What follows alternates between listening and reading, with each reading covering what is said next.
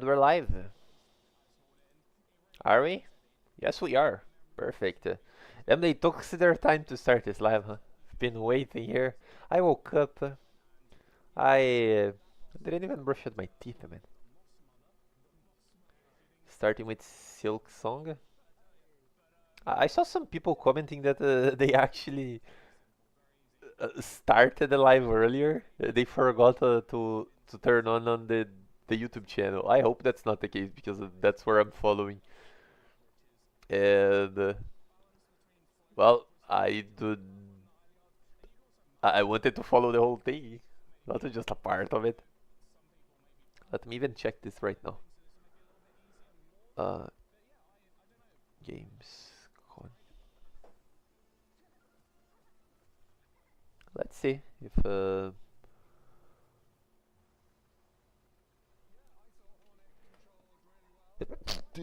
sorry.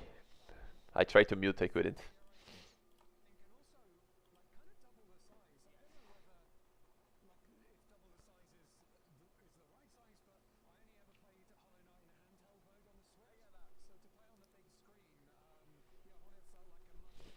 People have been waiting for a long time for Silk Song. Honestly, I never played even a Hollow Knight, so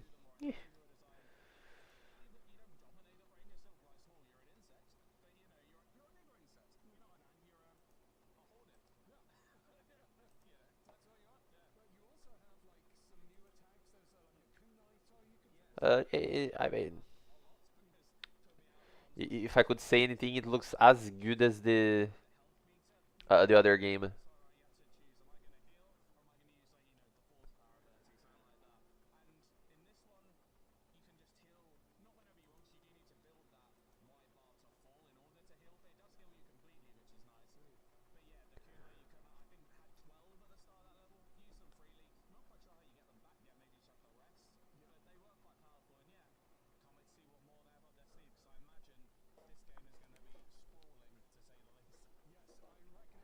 Uh,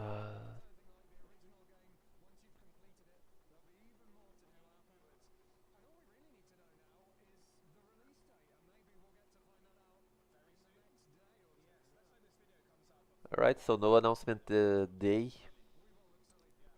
yet, but they expected to see in a short.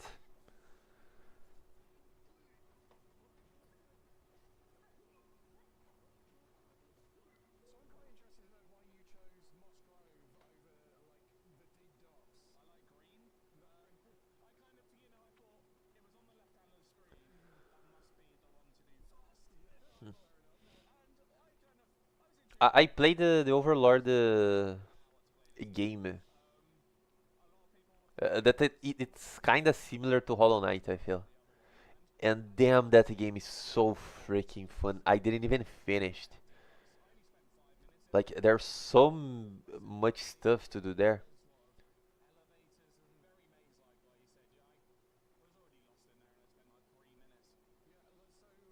But maybe I have a bit of an easy with the Overlord game because it's an IP that I know.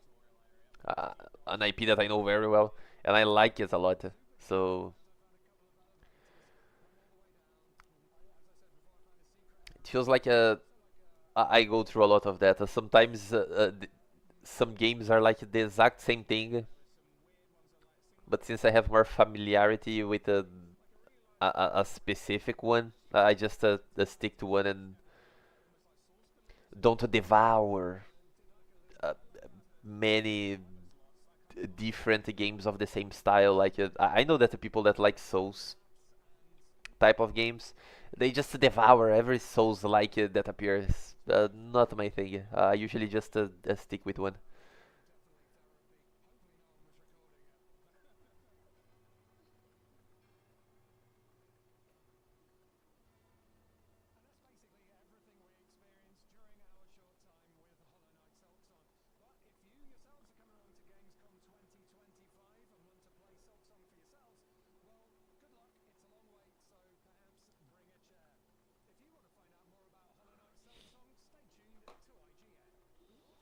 Nice. Are we getting some announcements? Hmm?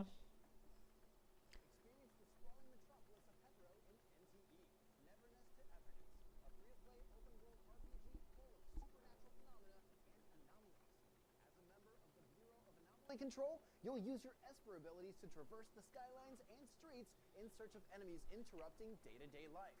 Your roster of Bureau of Anomaly Control agents each have unique abilities to help them explore the city, capitalize on enemy weaknesses, and synergize to We're unlock having a bit of NTE again. for NTE is open now. Let's take a look. Oh, it's open now, the registration? That's fun. I might do it. Don't think I will bring to the channel because we're not focused on that.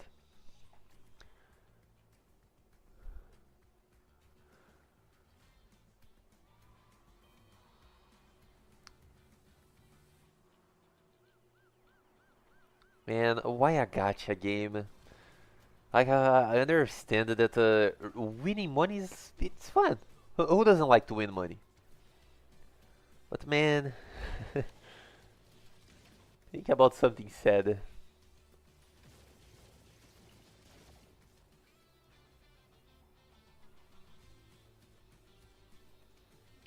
I would love so much to just to pay for such a game and have the game forever on my library to play whenever, you know. Looks cool nonetheless. Just sucks that it's a gacha that I don't think it will die anytime soon. We don't care about this. I don't think it will die anytime soon. The game didn't even release. It will be popular. Those things are usually popular. Just wish it was something like Skyrim. I have on my list. It's there. I'll play whenever. Not losing anything if I don't play. It's fine. Man, they need to stop with this shit. No one wants to to watch this. We already watched it yesterday.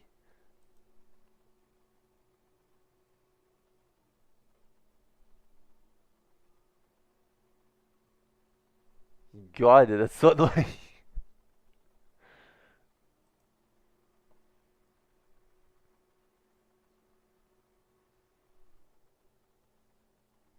I'm taking out the audio of all that. I can entertain you guys, or at least to talk for the whole duration, because fucking hell, man. Who cares about that? I understand. You guys are already on such a big payroll. Is that even necessary? Whatever. And by the way, the delay was very annoying.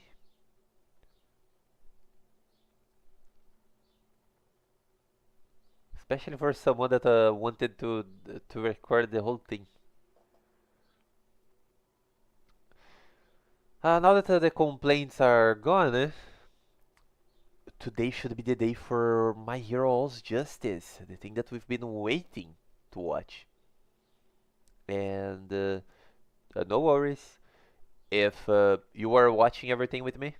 That's fantastic. I honestly didn't even expect it to watch to have people watching everything. Oh,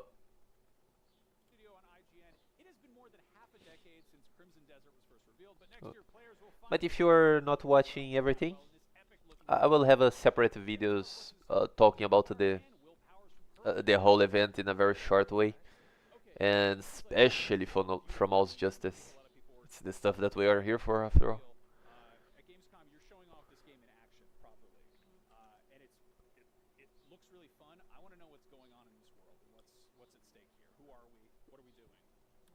This looks good.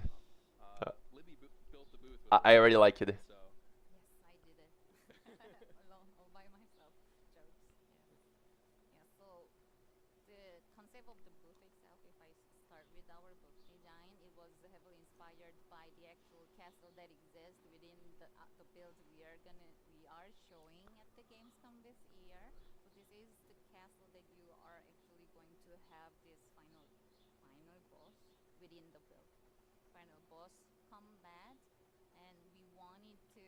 since the build, this hands-on build is pretty immersive enough, we wanted to actually drag out that immersiveness for the fans. So we we tried our best to build this like the actual realistic enough looking castle, like You've got a tavern, right? Yeah. yes, and the tavern. That actually the tavern itself also exists, not the exact design, but also the concept of the tavern actually also exists in our game, so people can find out once we launch our game. So How yes, fun. the focus and goal was immersiveness. And so what we've shown up to this point has mostly been focused on combat. This build's really special because this is the first point where we're pulling back the curtain and showing what the plot of the game's about. You're getting And the I didn't first even chance saw to see anything the about the open game. world and kind of roam around in it. And players are seeing this for the first time. And what's so cool, you said the game's There's cross-platform. combat videos out there? Everything you Crimson see is Desert? portable. I might Everything you see, I might like check the Todd Howard thing, if you later. see it, you can go there. You can climb that mountain. Tony Howard, Those people who are being playing famous. so that's That Cliff. guy has such a He charisma. is in a mercenary group Yeah, called I Gamescom can't even hate Livestream who are fighting for the get around dude. and bring Oh, peace that's so cool, really safety to this bro. continent of Highwell. They're in a struggle against an opposing faction called the Drunken Black Bears. Okay, that sounds like a That's so, formidable foe and that's inebriated fucking person. awesome. Yeah, I want to talk about like Black Desert Online has maybe the most impressive character creator I've ever seen in a game. It does actually. What was behind the decision to have a bespoke protagonist here, and I guess how much customization will players have over him, like outfits, abilities, skills, all that?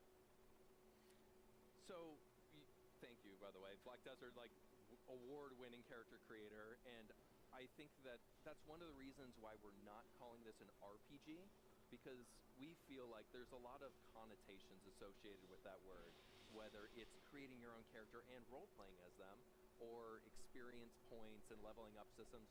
Those aren't in this game. Oh, okay. So that's why we're Huh. not calling it an RPG, we're calling it an open-world action-adventure game, but there is still a lot of customization that players can have over Cliff. Not just cosmetically, as well as stat points over his armor and how he looks, but also in kind of how they play as their character. Whether you're going leveling a skill tree in a certain direction that's aligned with your melee combat or your magic focus Huh. or your defensive-minded gameplay, That's you can a really make the interesting playstyle approach. adapt Oh, why not to label an how RPG? you want Like, it to I play. understand everything that he's saying, I but want to talk about traversal because obviously a big part of an open world game is just getting around it, and yeah. there's some Okay, so I guess it turn into a makes sort of sense. bird shape What like he this. said, I still don't think it. Tell us about that. Tell us about the different ways Yeah, you can get okay, around okay, different I routes, understand. different Oh, I went through different stages of acceptance. Sprawling continent like this, we call it the continent of Highwell because it's so massive. There's a couple really cool things. Obviously, you can run around on foot and see all the details of the world. Horseback. There's wyvern riding. There are dragons in the game that you can fly around in this large aerial abyss. We can ride the There's dragons. even cool ways where you can take magic, bend trees, and like Looney Tunes, you can launch yourself from the tree into the Damn. air, soar through it, and get to the next destination with your wings that are I want to magic. see the thing with the tree. We're not going to go into how you get those wings, but there's magic in the game, so use your imagination. I like magic. That's fun. Now we've seen Damn. some things in the trailer. There's these like almost Tears of the Kingdom style sky islands that look almost like sort of puzzle spaces. Can you talk a little bit about those and how they come into play? The Abyss. The Abyss. Yes, the aerial abyss. Again, we're trying not to talk too much about story because we don't want to do a lot of spoilers. We want people to play the game and get excited about that. The plots are going to be a central pivotal thing, but there are going to be puzzles, things that you're trying to put together around these artifacts and magic within the world. And those sky islands, as you call them, or the abyss, is going to be a pivotal central part of that. So you saw, and actually you've seen in previous B-roll, diving off the abyss into the world. We're actually showing that as part of the Gamescom demo. That's how we end our tutorial, and players experience that before they start the demo. Ooh, that's fun. Now let's talk a little bit about exploration because you mentioned being able to climb that mountain over there. A big part of that is exploration is great, but that can, without any kind of goal, just be wandering around. What's out there for people to discover? What is sort of hidden in the world? We took a lot of inspiration in the open world and the building of that open The world. fuck is this music, man? Libby, you can talk about that because you What the? Can I The explain? fuck was that? So, yeah, we have enough experience with open world, obviously, and there are so many like still huge communities that loves like exploring over like combats, that stressful combats and such. So also our developers tend to develop the game they wanted to play, like genuinely wanted to play. That's the adorable point of them. So they really love to I think the whole deal with the not being an RPG thing, I was just rolling through my head again, and what made sense for me, lost boxes and all those kind of different like the old God of Wars, even or even are the recent missions ones. you can get Like different you level bonuses up, you get equipment, you unlock abilities, but it's not unlockable really an RPG for sure. levels and everything. So So it does make sense. wanting to create those realistic but still interesting enough unique like parts into the world so you can actually find the village or the area that you definitely more immerse into and like set your home camp in within that region, etc.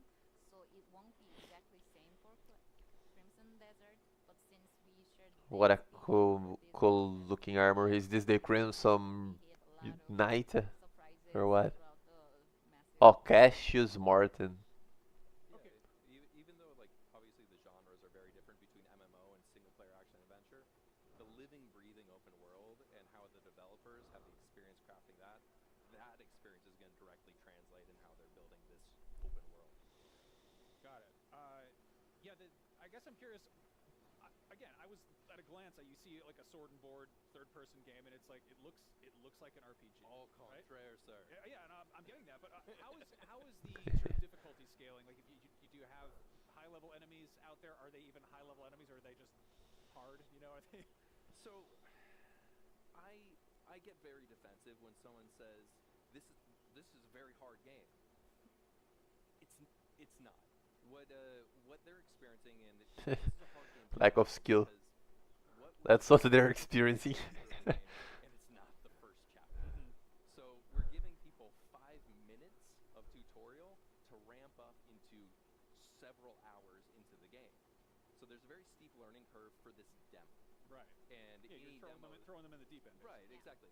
But we see that after an hour of gameplay, which is what we're showing here, they've their skill level has increased. So there's a very high skill curve, but there's a very high skill ceiling because the QA team have become masters of this game with The fuck? tens and A tens of whole hours of pillar? experience. They always show me something I didn't even know existed in the game. Damn. I'm always amazed by how masterful they are. When I start the game, can I just wander off in any direction? Yes. Yeah. I mean, I just like theoretically, yes, in an open Okay. world. Um, there's always a question of how do we deal with, oh, then I'll just go to the final boss. In an open world, there you activate instances. So you activate boss fights, and those activations aren't eligible until you've met their prerequisites. So whether it's the time of day or something, we've shown this in our boss fight build, where you go to a certain place and then you wait. There's a prompt. If you haven't had those prerequisites, then that prompt isn't there. So I you mean, just zoom to the end. Gotcha. But in terms of the open world, I mean, up to the game has a story after all. again, we haven't That's revealed a the weird story way of. or anything yet, but That was a weird question. Weird. Personal Not even favorite. question, but a weird answer. There's like one little thing that you just want to make everyone pay attention to. I need more time. you need more time. There's so many things. I really, really love, and this, I promise this isn't a cop-out answer. We've demoed this game so many times for so many people, and because of the way that the technology and our proprietary engine works, that we built this game upon, every time Bro, you again, play the this story, music, why? the temperature, everything is One different. touch, And touch there's out of little nowhere. cosmetic details. If you see on the bottom left of the screen, that temperature, if you start this demo on the top of a mountain, if that's under 0 degrees Celsius, you start seeing breath come out. You zoom in and you can see Cliff's breath. Frost starts developing on his beard. There are certain of those elements, I'm not going to tell you right now, that affect gameplay. So it's really cool and extremely hard to demo when every time you load in the game it's different. You can't consistently show off the same things, but it makes it exciting and it makes it rewarding to show it off because it's different every time. Sweet. When is this game coming out? I want to play it. Well, she's not getting out of her answering her favorite thing. What's your deal? You had plenty of time. He was covering for you, run interference. I actually really love the weather in game, if it makes sense, because of thanks to our primary engine, they can do all these crazy magics. I personally, okay, our lives, day-to-day lives are so stressful, and I'm living in Netherlands with the very sad weather throughout the year.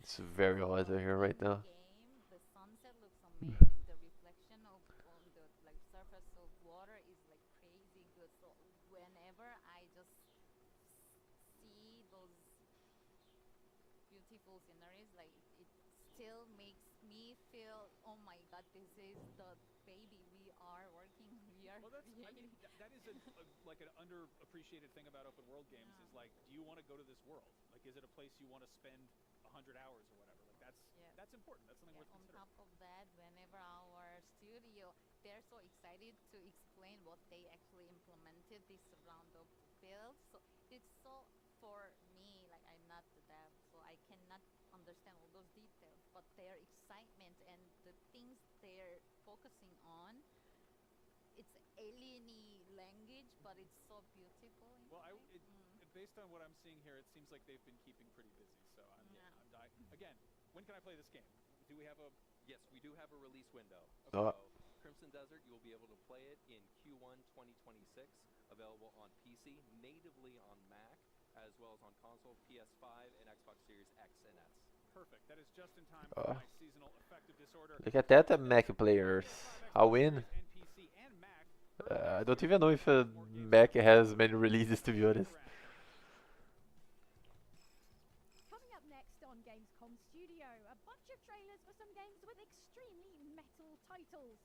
The horror visual novel No, I'm Not a Human, a low-poly Souls-like Prison of Husks, and spooky-looking first-person adventure Karamara Beneath the Forlorn Limbs. Okay, more horror stuff. What do we have? That's a no. Yeah, I'm passing that.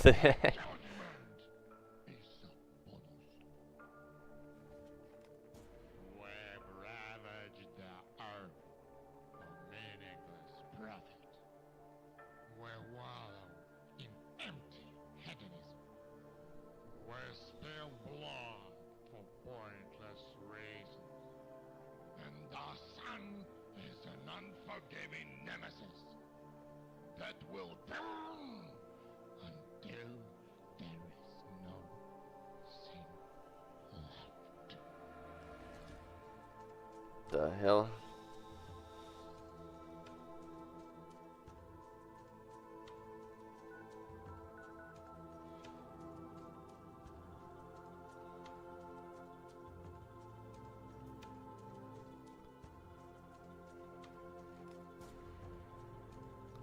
I have a question. Do you guys actually sit through a nightmare like this, or is it funnier to watch? Because like there's games that I prefer to watch instead of playing.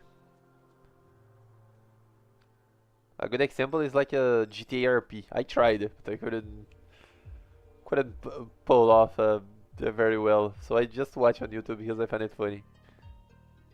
Glasshead dolls.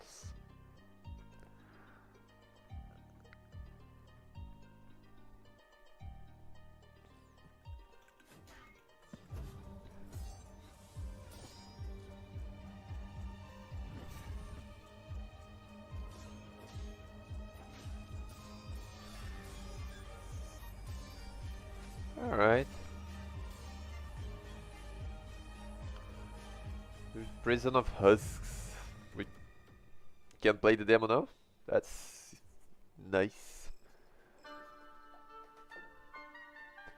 Yes, it is incredible. I think it's today though. From the schedule that they gave us, it's supposed to be on the day too. Now we are going on a sequence of horror games.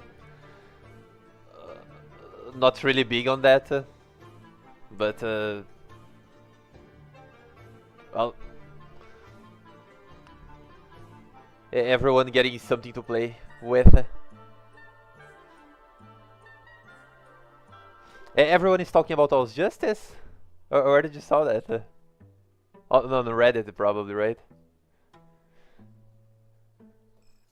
LEGO Voyagers is a new two-player co-op adventure. Oh fuck, why my stream has so much delay? Abandoned spaceship and embark on a journey beyond their wildest dreams. Does it? Oh no, it was my Lego brick.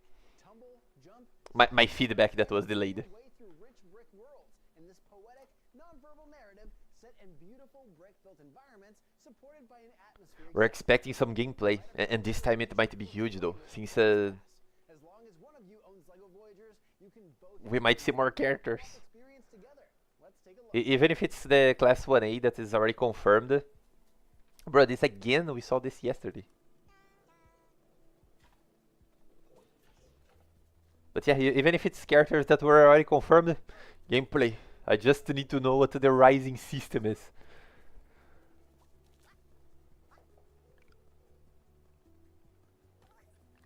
To see if it's an actual transformation or not. I might do a video to cover everything. I might know, I will do. Covering the whole event, especially All's Justice, whenever we get. Whatever we get.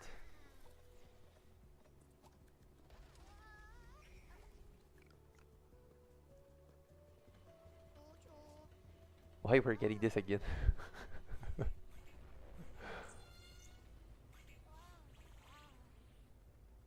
Alright. September 15, next month already. Oh, okay. Now we mute that because not interested.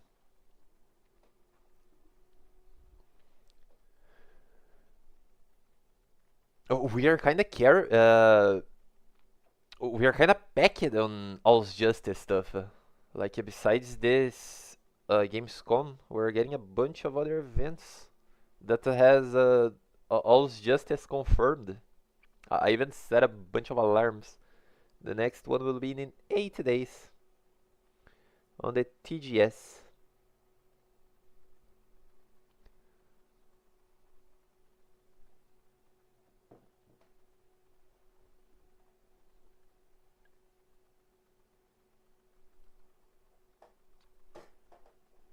How I wish to know to only just share the stuff that is happening on the video instead of my whole monitor. You can't even go out of full screen without showing anything suspicious. Kidding, it's not like I have anything. But since the live will be recorded, it's kind of unnecessary also to be showing the whole screen. Is there anything that you... Tazumi Sosuke. Is there anything that you are expecting to see for All's Justice?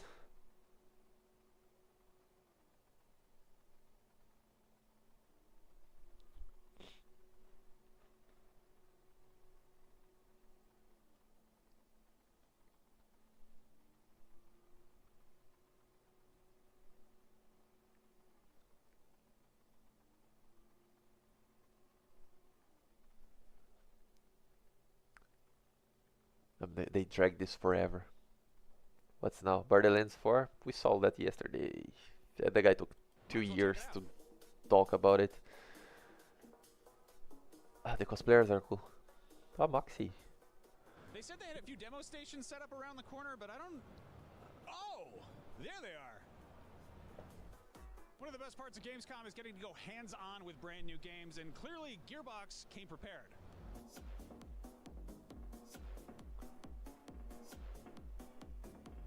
Do you think the audio is good? Step into the boots of one of 4 vault hunters, badass mercenaries on the hunt for alien vaults across the planet of Oh damn, I Kairos. just realized that the audio is super high.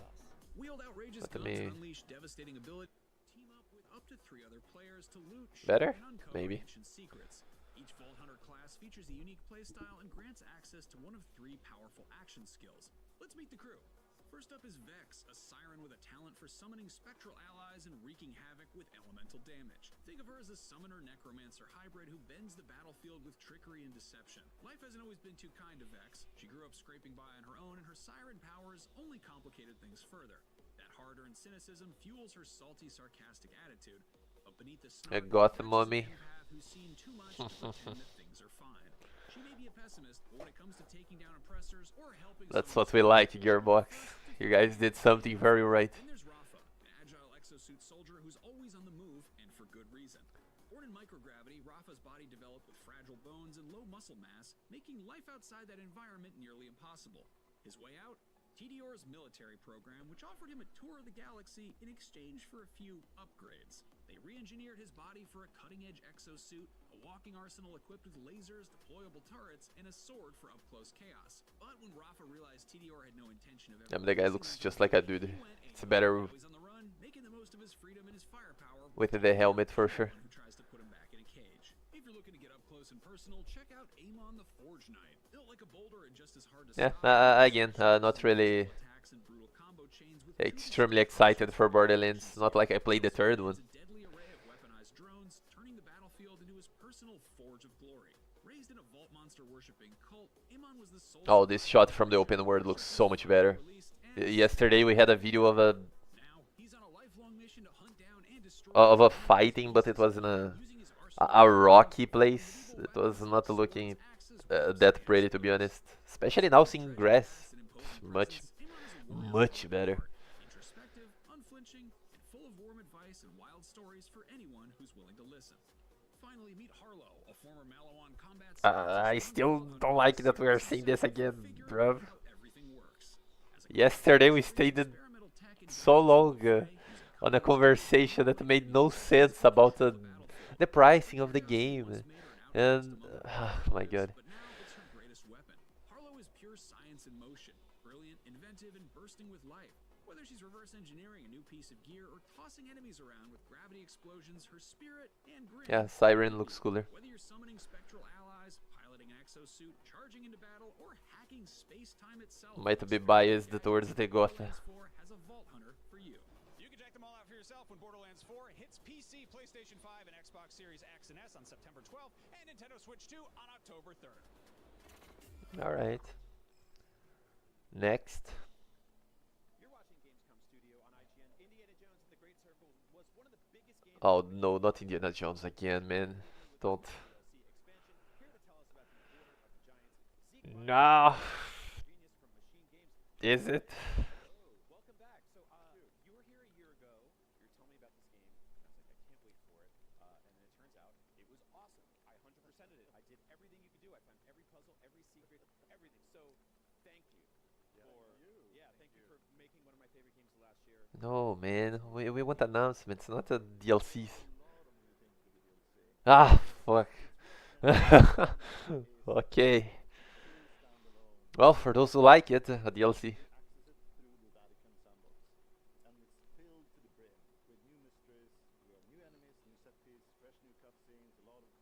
Please don't take 10 minutes on this. Everyone play the game. And if people didn't play it, there's a number of gameplays and trailers out there. Is there any really dumb new thing that I can hit a bad guy in the head with? Yeah, there's a lot of dumb things. Please, no, the 20 minutes of the event is just for the DLC. My head doesn't think of one, but we have some really nice new clubs, and yeah, I think we made a couple variations of new candlesticks that should break as well. I love that. I was like laughing hysterically every time I threw fruit at somebody or hit them in the head with a broom. It was a good time. You got to see tons of players play the original game. What was Ah, man. connect with this game? What was like sort of the most surprising? A whole interview to throw trivia, man. A whole interview to throw trivia. I don't want to see trivia.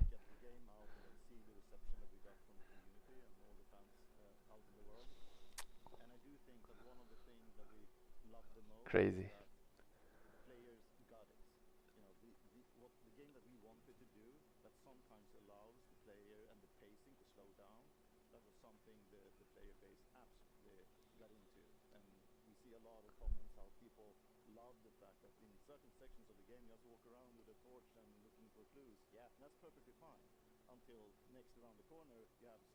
Not that it's not cool, but to take part of the event for this, it's the type of thing that you just announce, show a bit of gameplay, the new story, and we're done with.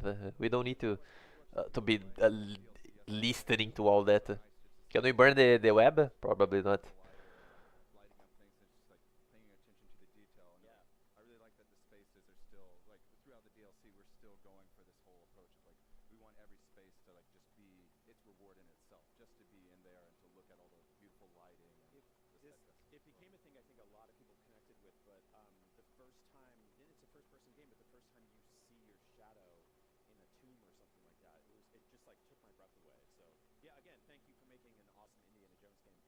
Tell me about the sort of Oh no, no more questions. combat.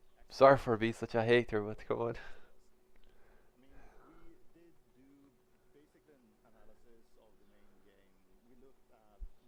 It looks cool.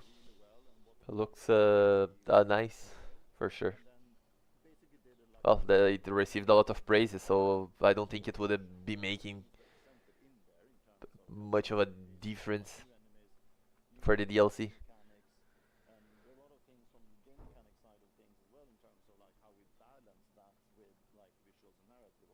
yeah, I think one of the things is like I think it really emboldened us. Like we're still taking risks. Like okay, we know that people like platforming.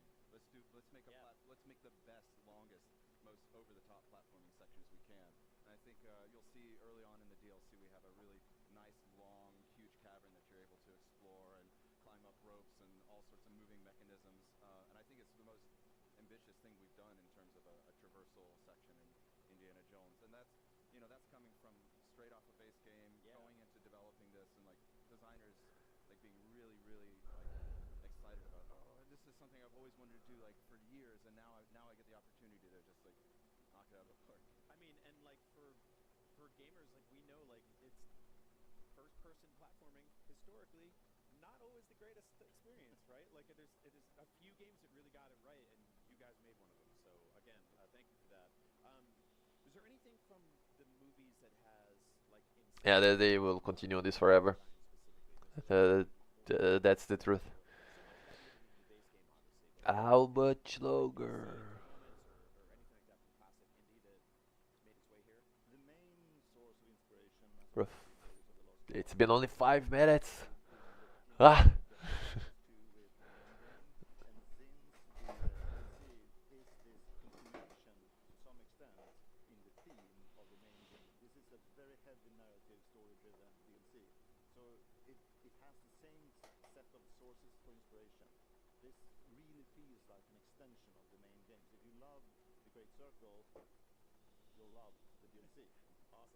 Awesome. Why did you decide to set the DLC like within the events of the main game rather than continuing after the credits? Sweet.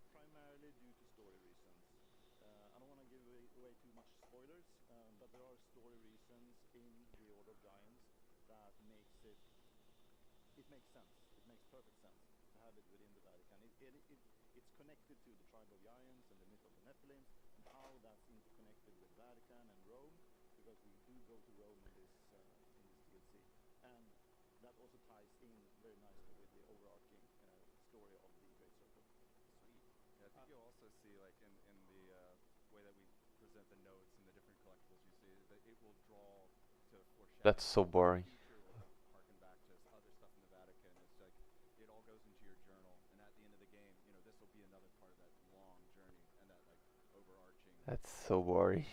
I really love that tangible element of like flipping through a book and stuff like that. It reminded me of like being a kid and scribbling notes while playing like a RPG or something. So yeah, that was awesome.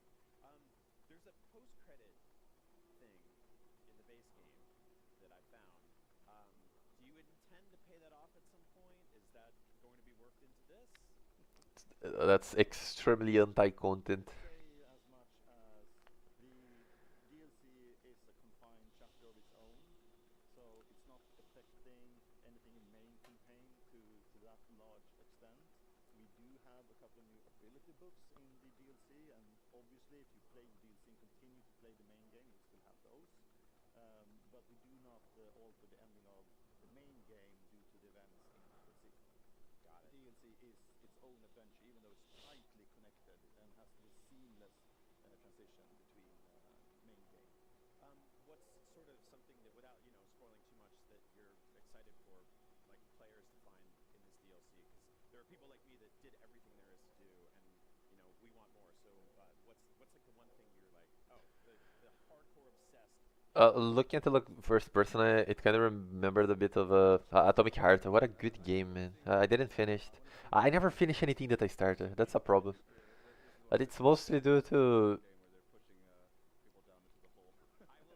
I don't know. You find an experience good and you want to continue. Let's just spend about an hour just making a pile. But for me, I kind of wanted to have that perfect time without bothers to have that experience. And since I keep waiting on this, I never really do anything. I never play again. And it sucks because I have so many stuff on the list to finish. Oh my god. Challenge accepted, basically, right? I'm a huge Nintendo fan. I've been obsessed with Nintendo Switch. Nintendo Switch 2, bought it the second I could. You guys announced the Gamescom of the Switch 2, which is so cool. What's it been like working with that system? I know that the base game, relied on ray tracing a lot, and Switch 2, you have a different set of specs you're working with here. So what's that been like? It's a lot of hard work for the engineers, that's for sure. And I mean, we are extremely excited to be able to have the opportunity to get out on Switch 2. That will be amazing. But yeah, there is obviously comes with its own sets of challenges to make sure this magnitude of the game fits into that platform. But it's exciting work and it's going really well. Did you ever consider Bro, stop asking questions. That I can't answer. It just popped in my head. I just imagine doing that on an airplane and people being like, "Please stop." Yeah. Do you plan to include all the DLC with the Switch 2 version of the game when it releases? Oh, awesome! It's very, very cool. Anything else you'd like to say about Order of Giants? I'd like. No, People are excited for this. wrap it up. Yeah, I think there are two things maybe. I mean, our love and passion for the IP and for the character has really carried through to the DLC. Well, Not in any way like subpar in quality at all. It's to some extent there are sections within the DLC that is even of higher quality than the main game. And it's also, I think we've undergone a huge achievement from the engineers and a lot of the design team to actually make sure that it was possible to have the DLC set up in the way that we have at the moment. It was not an easy thing to splice in this amount of content into the like already existing save states for people, So it was a huge achievement from the engineering side and the design team. Yeah, just from the start of development on it, there was a lot of technical hurdles to get into it, but everybody really worked super duper hard, and it's been pretty smooth sailing after that initial point. I think people knew that Machine Games and Indiana Jones working together would be like a match made in heaven. I don't think people knew just how well that would come together. oh fuck. People were apprehensive about Indiana Jones. Ah. Instead. What does the future of Machine Games and Indiana Jones look like? Is this something is this a world you guys want to play in for a long time? I mean, we love Indiana Jones, that's for sure. And I do think that one thing that has been very rewarding internally is to see when the team has been working for this project for so many years that there was still love and passion in in the core of our heart to still crank out a high quality DLC. When it comes to the future, right now we're very much focused on making sure that on the 4th of September everything goes smooth, and then obviously the work that we're doing towards Switch 2 and making sure that will be high quality as well. So that's the current focus. Yeah. And we are excited, that's for sure. I mean, throughout development, Indiana Jones has been such a, I won't say it's easy, but it provides such good guidance. It's like you trying to get someone to do that punch to be in the face. So much yapping. Oh, that doesn't feel like easy. They need to like wobble backwards and fall over something, or they need to make a dumb face when you hit them. Or Got a little slapstick to it. yeah,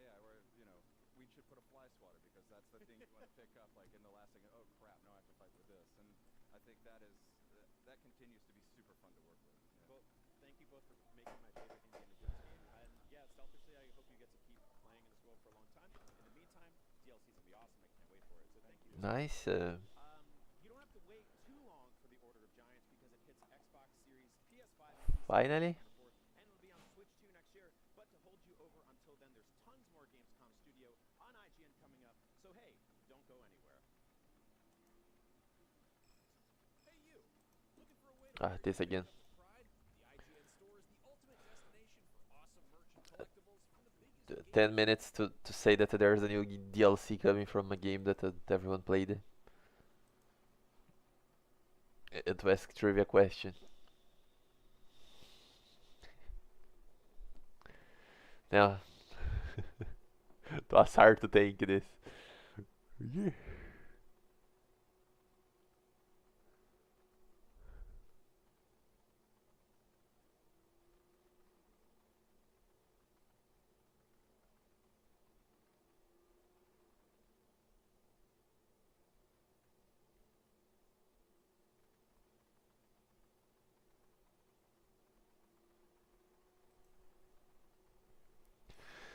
At least now we had time to refresh. I wish I had some water on me.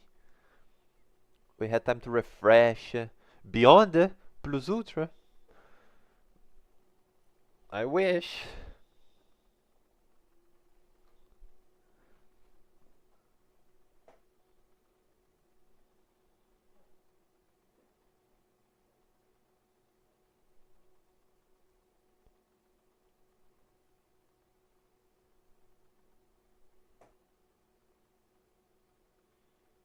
It's a mentality reset, you know.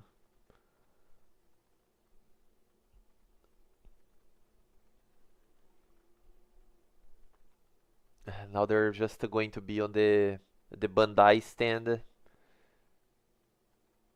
all like, oh yeah, there's this new game coming.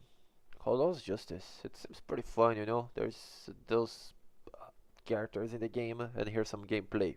Bam. Perfect.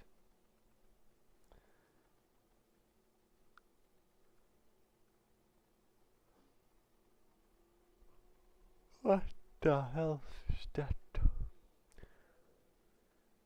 Gamescom Studio right here on IGN. Coming up, Come on, Jada. bright and colorful Jada Griffin. also happen to be All's Justice. Island, Invincible versus and Oh, Invincible. Yes. Things are getting dystopian in the 2.5D cyberpunk platform. Alright. Good. We need. I wanted to see more stuff from it. Check it out. Perfect.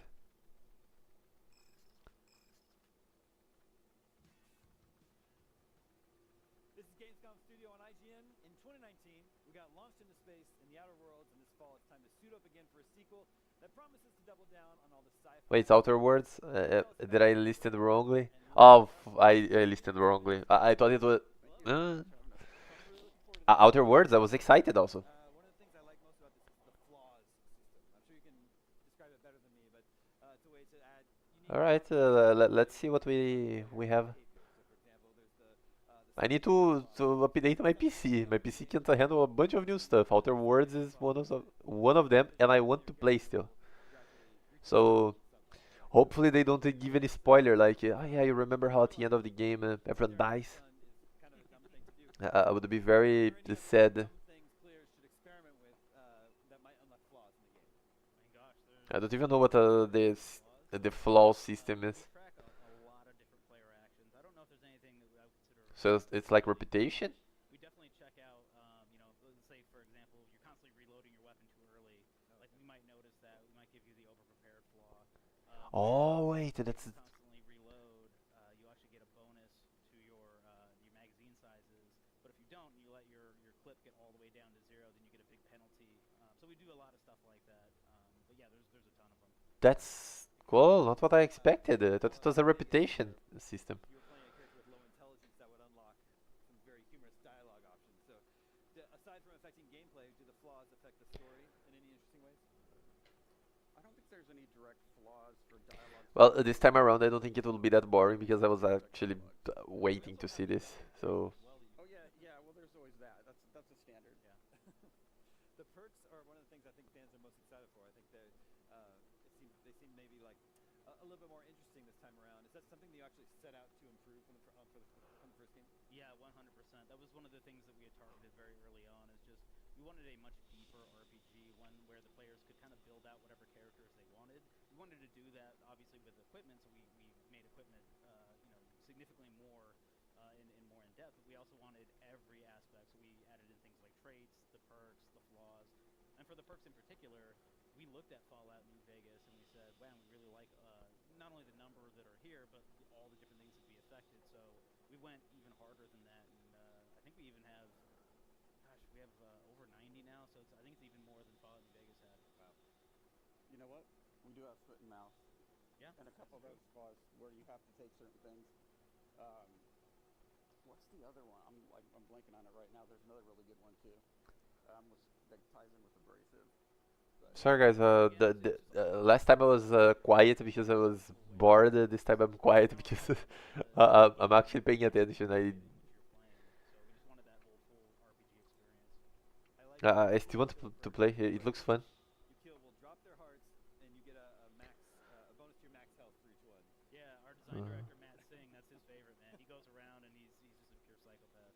I like the ability to play as a real sicko in the game. So that's my next question. Can you kill every NPC in the game? Yes. Yeah. Oh, nice. I played a bit of New Vegas. I couldn't play much because I think it's because it's an old game and my PC and my monitor is too big. I have a hard time playing a lot of things. We didn't put in a specific pacifist play. Yeah, the people that have done almost pure pacifists have almost gotten all the way through without killing people. But there are a few key fights where. But what I could play, the little, I was kind of impressed when I could kill someone from a mission that I was doing. Pacifist, then yeah, you can go pacifist run. It's something that I would never expect from Fallout 4, so I understand why people complain a lot about it. They love when these consequences are actually Especially on in the world. So I know it's hard to the dialogue line where you only have 4 options. It's understandable. I still like Fallout 4 a lot. Do a lot more in this game. Was have a lot more longer. Mostly because of the construction part. I really like to build my base. All due to time and money, and we had more of each this time around. So we really wanted to kind of have a couple instances where you did some really dramatic things, or your choices led to some really dramatic things.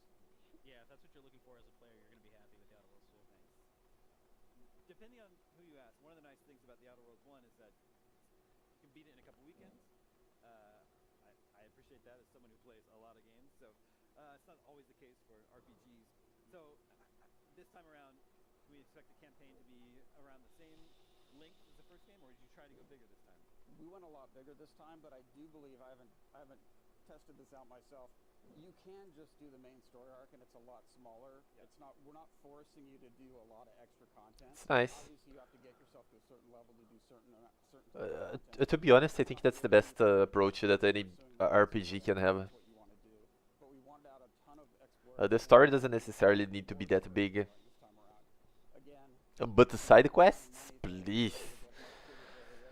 it's still the thing where you're flying around in your ship to the different areas. It's not contiguous. I find it annoying when You go to, there's a lot game studios think that if they can hold you for 20 hours in a game, that immediately makes the game good. It's not necessary, man. Kind of taking a Rodney Dangerfield approach.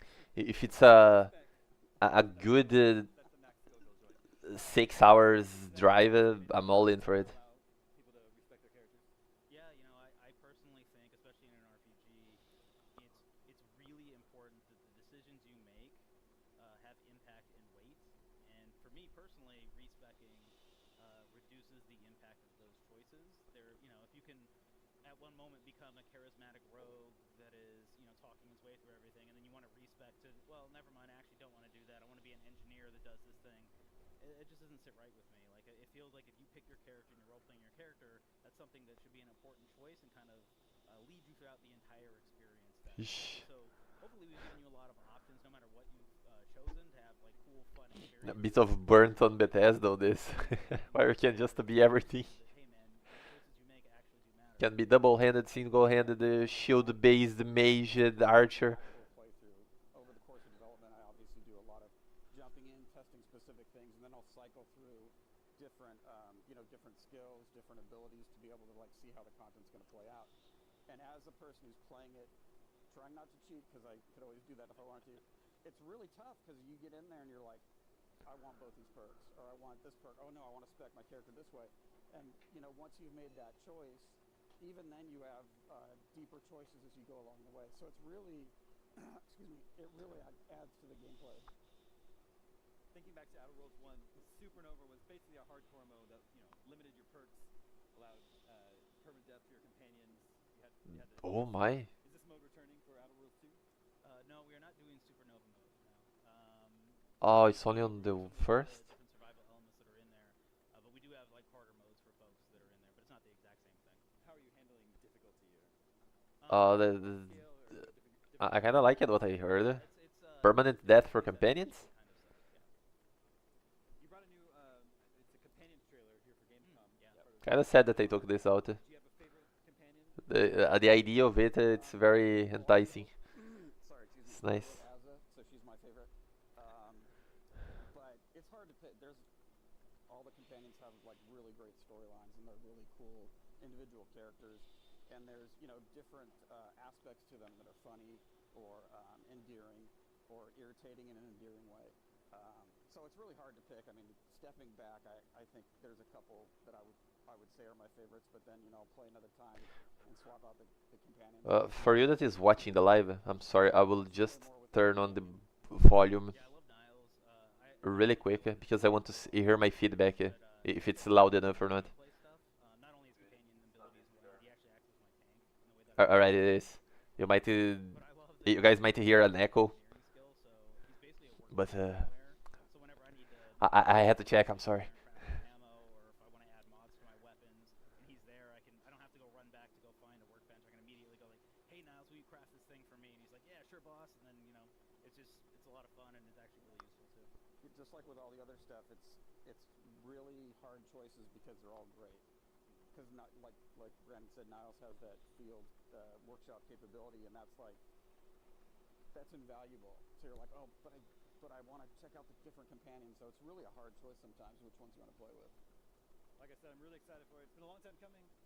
Outer Worlds 1 was 2019, and then 2 was announced, I think, at E3 2021. Yeah, it was a while ago. It's been a little minute, so Yeah. I'm really excited to finally get to play it. Thank you so much for coming by, IGN Thanks for Studio. having us. That's The Outer Worlds 2 hits Xbox Series, PS5, and PC. that was so fast, man. For Gamescom Studio right It was probably the same length as the Indiana Jones one. Muted again. Great games for a low price. With, I'm not saying, not doing for propaganda. If you guys want the propaganda, it's not happening. Let me even, where is it? There we have it. No for propaganda here. I'm kidding. Obviously.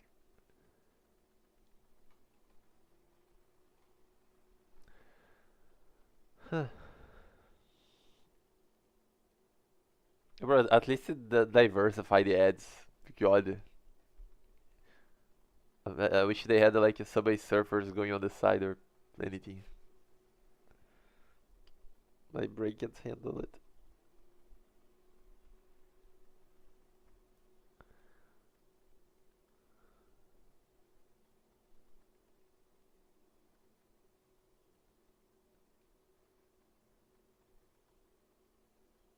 I should probably have some music passing on the background, right? Huh. Well, too bad I have only one monitor. I can't really... Oh, wait, I can actually. Huh. Let me try something.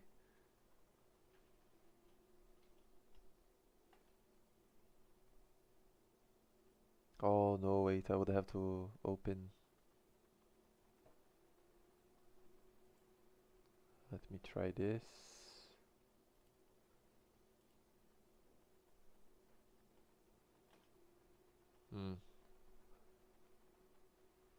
Forget it. I tried to do something. I don't know if it works. And they're back. Back here at the Borderlands 4 booth at Gamescom 2025, and I'm finding all sorts of new stuff. 2K has a lot of money again.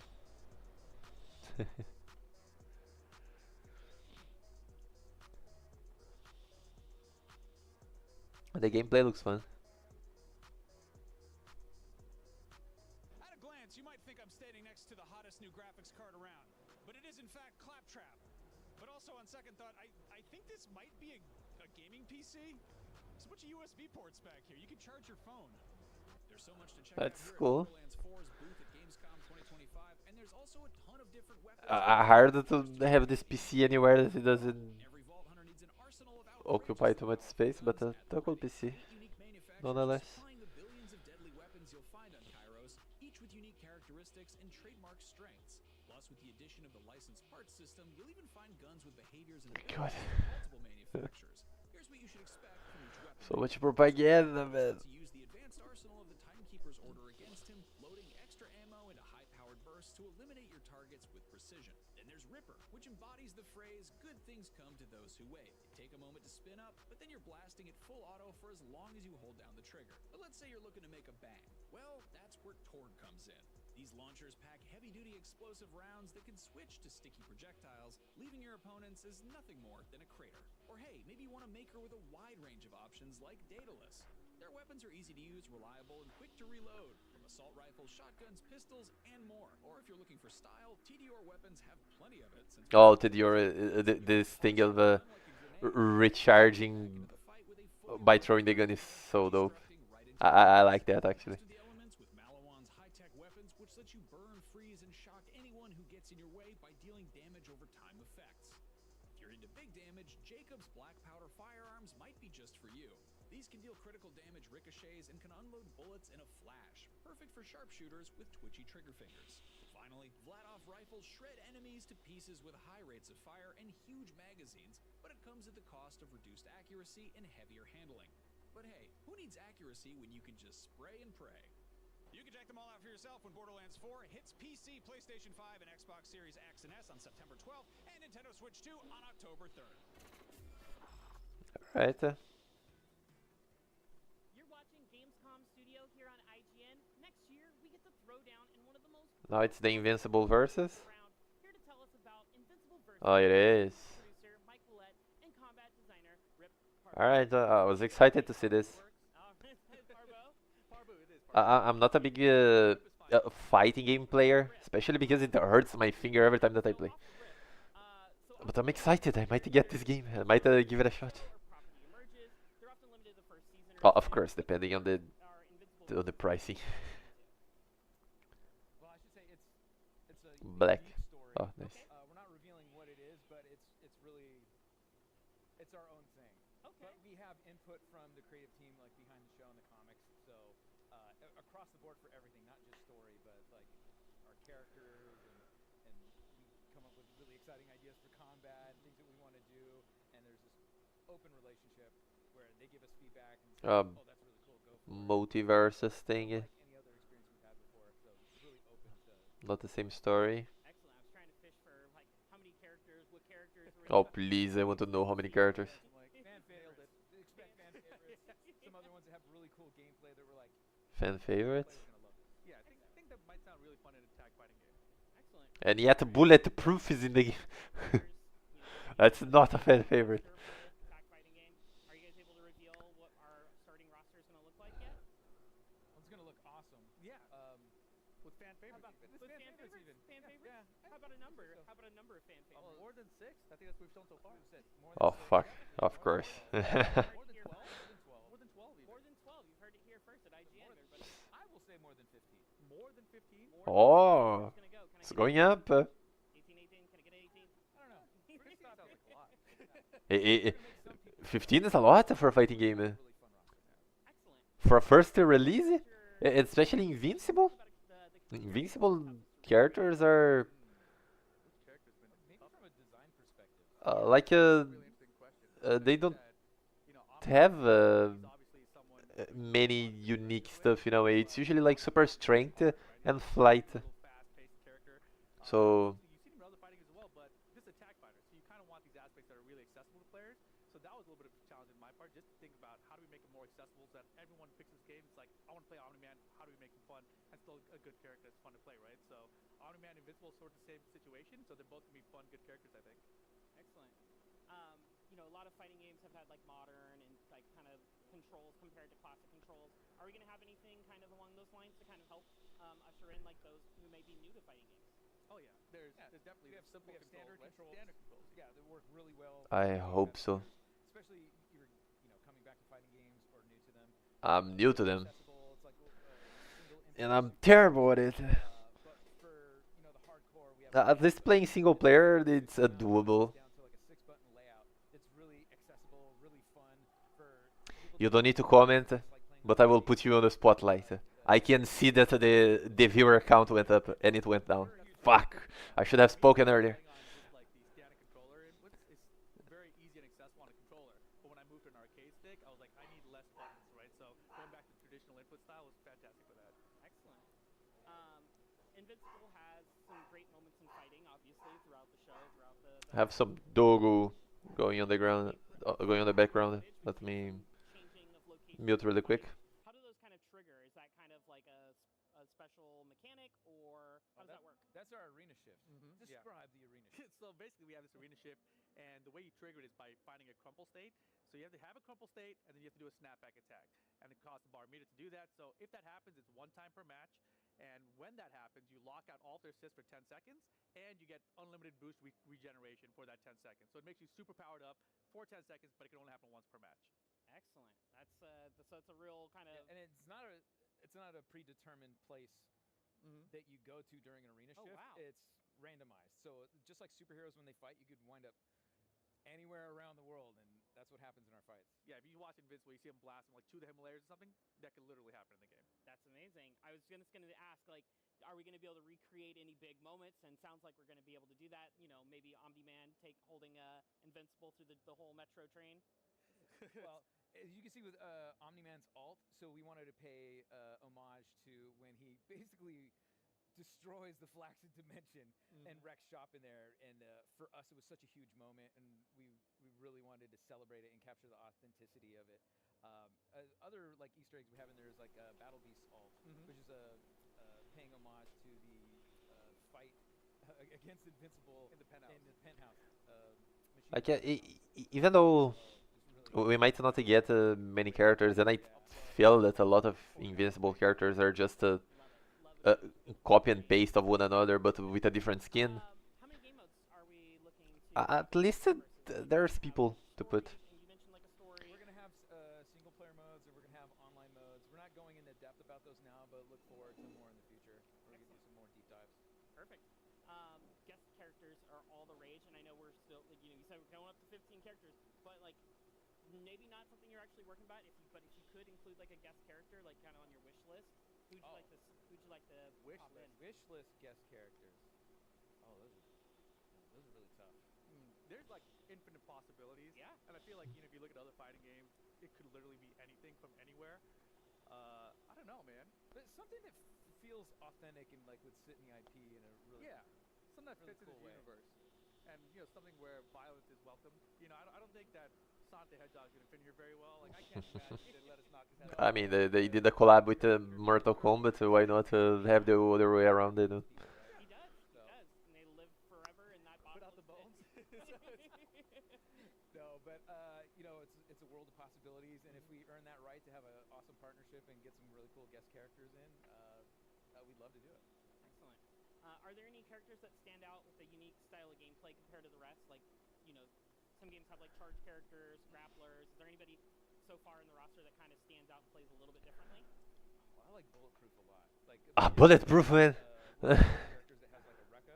You're familiar with Rekkas from back in the day with Fei Long. Nah. A series of inputs where you do multiple like strikes in your special move sequence, and so Bulletproof has like some high-low gameplay and mix-ups, along with some really strange arcs that he can do with his other special moves. So how he manipulates and controls space, and how he can cancel out of those moves. I've seen some of the most stylish combos ever with Bulletproof, and he's kind of currently my favorite right now. Yeah, I think that's the wild part about the game too, because I think when you read the I'm playing. I'm playing Mark. but in the game, he's pretty ridiculous. 100%. As far as like gameplay goes, for me, I have to go Rex, because a lot of the characters in this game, they're like flying I know that it might not happen He's got to run, so most characters since there's just way too much, but God, I would love a Omni Mark in the game. trap, so that's one that stands out to me. I'm sorry, coolest variant out there. He looks like a lot of fun. He's great. So we got just a couple minutes left. It's called Invincible Versus. I want to put us into Invincible versus the world and give you guys some fantasy matchups and tell me who's gonna win and like a scrap, just get into a little fight.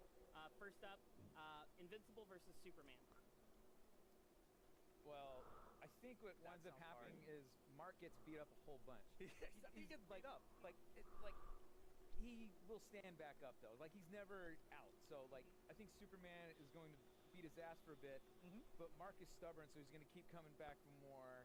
And he'll have kryptonite. And he'll figure it out. Yeah, I think you have to have Or maybe kryptonite. Eve will create some for him. So Damn, Evil can create this kryptonite for Mark. Yeah, I think Mark wins. actually, whatever name you're going to say, Adam Eve beats her ass, just straight up. I had Adam Eve versus We wish. Atom even. She just does pink balls and walls. Omni-Man. Yeah? He's trained for like thousands and thousands of years as a warrior, where Homelander is, He just likes milk. yeah, and he's psychopath. He's crazy. Like he's not a warrior. All right. Bulletproof versus Goku. Oh, I want bulletproof to win. No, but I'm pretty sure it's Goku. Nah. He's pretty strong. But you know what? But he doesn't have bullets. But bulletproof is gonna style on him. Bulletproof is gonna look stylish in his combos until Goku kills him. I say bulletproof wins on style. Yeah. All right, on style for sure. Thanks so much. Invincible Versus will be hitting, kicking, and grappling its way onto Xbox Series, PS5, and PC sometime next year. But right now, there's more Gamescom Studio right here on IGN. Alright. Oh, hi, new friend. Oh, the VR Deadpool game. Hey there, I'm here with Phil Ferry, the lead designer on possibly the most sweariest VR game at Gamescom, Deadpool VR. Hey, This one looks fun. nice to meet you. Nice to meet you. Yes, could you give us a brief It sucks to overview not have a VR though. So Deadpool VR is an action game that mixes range combat with melee explosives, sometimes even your own limbs. It's a really fun game. We have Deadpool who basically gets involved with Mojo, the ruler of Mojo World. Now Deadpool, not so great at reading the fine line on his contract, so he ends up going after a bunch of really cool villains. We've got Omega Red, Lady Deathstrike, we got Mephisto, all sorts of other cool characters we haven't seen yet, even Omega Red. We're gonna go to cool places. I need to be prepared to record when all justice appear on screen, because obviously it will. We're waiting for it. Places to go to. So Deadpool puts all that together into an amazing VR experience. As soon as the thing pops up, I need to click recording because to capture that the live reaction, you know. How violent can you get in Deadpool VR? So Deadpool can be as violent as you're creative.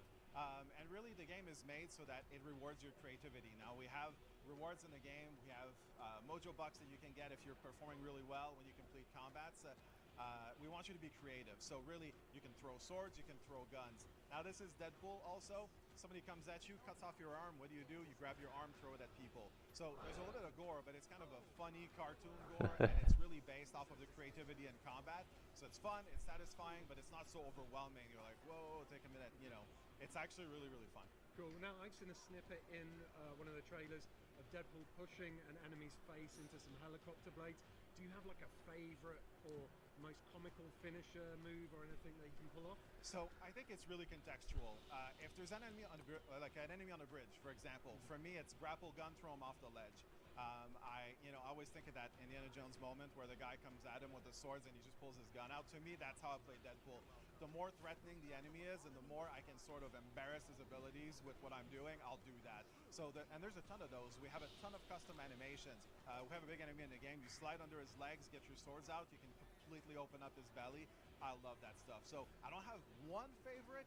It's just contextually favorite. There's a ton.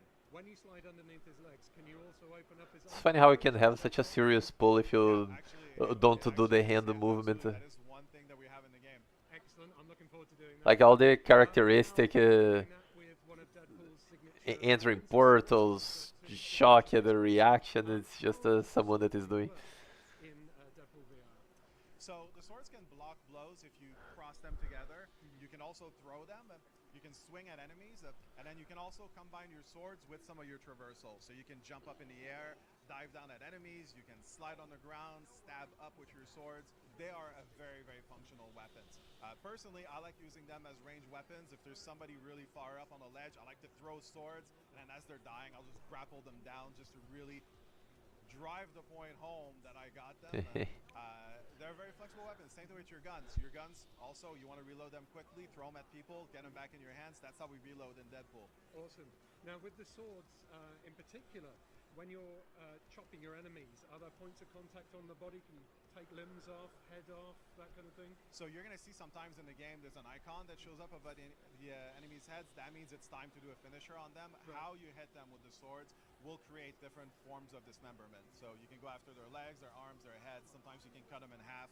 We have all sorts of crazy things you can do. Awesome. Dope. Now, it's not just the swords and the pistols you can use. Lovely. Weapons as well, but I have a feeling there are some very creative weaponry in the game. Absolutely. Now, enemies' limbs are also a weapon. So if you're clever about dismembering an enemy, let's say you get a claw from some enemy, you could grab that and use that as a weapon. That is 100% a thing. Sometimes it could be mechanical parts from something. It could be viscera. Might need to get my hands on a VR, guys. And it's their body or your own. Really, when I say the game is creative, we mean that across the board. Okay, and I think I saw a glimpse of maybe Thor's hammer or something that looks similar in the gameplay trailer. You saw a hammer, a very big hammer that was very effective. Now, Mojo understands that people like a good spectacle, so sometimes he introduces weapons that probably look really familiar to people. You might have seen a set of cards that may have been used by a Cajun person that may have been seen in some other things. I'm not saying who, but we definitely have that, and some other ones as well. Okay, so you're saying there are going to be plenty of Easter eggs in this game? Oh, absolutely. I think people are going to want to go around and look at everything, read everything, listen to Deadpool. The game is chock full of really cool Marvel Easter eggs. Awesome, and it's also chock full of lots of movement. Deadpool can be seen jumping and skidding, sliding around. I take it that means Let me no lower the volume a bit. in this game, a bit like the Batman. Good. Lowering a bit because it seems they're just talking about the same stuff over and over. I mean, not the same stuff over and over, but I think we already got an idea of a. You have the ability to add vignetting, you can use snap turn, which you can control by yourself. We also have the ability to control whether you're moving where you're looking or with your stick. Okay. All of that comes in presets, or you can customize specifically. I don't know how common that is in VR to have a custom controls for the games, but cool.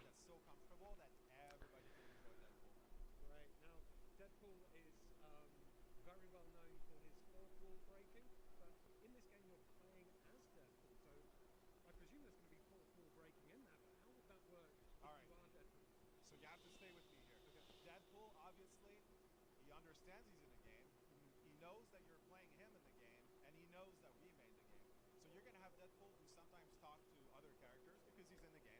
Sometimes he talks to the player and be like, hey player, stop killing me, like do this different. Or he might be, hey, I don't like this. This is unfair. You should give me something for finishing that level.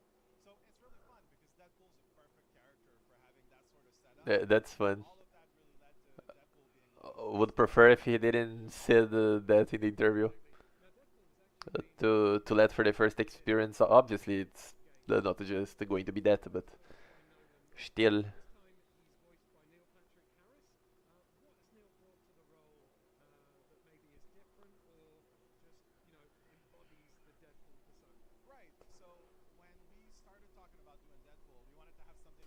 Bro, the same gameplay over and over.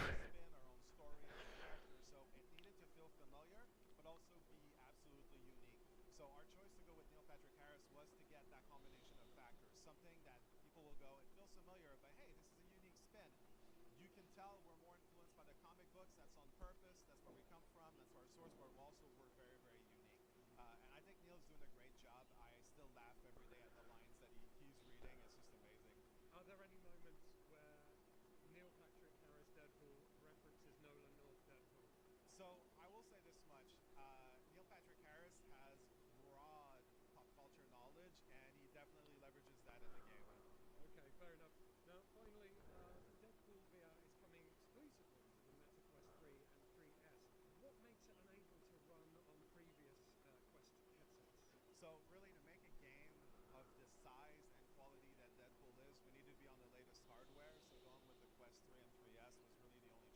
us that we're really trying to show people the absolutely great capacities of the headset, and that's just the choice that we made at the beginning. It was the right choice, I think. Awesome. So why should Deadpool fans be super looking forward to Deadpool VR? So not just Deadpool fans, but people that like VR games or people that just like good games with good action and good story. It's a game that is made to be comfortable for everybody. Looks It's got good. a great story. It's got good playability. It's got amazing action and gameplay. There's something for everybody. So really, the key thing here is whether you're new at VR, you've played VR before, or you're just somebody that likes good games, Deadpool is for you. Awesome. And do you have a release date yet? November 18th. Oh, November 18th this year? This year. Well, Nice. I'm dead excited to try it out. So, for more about Deadpool VR, stick with us. Gonna avoid the spoilers like the plague.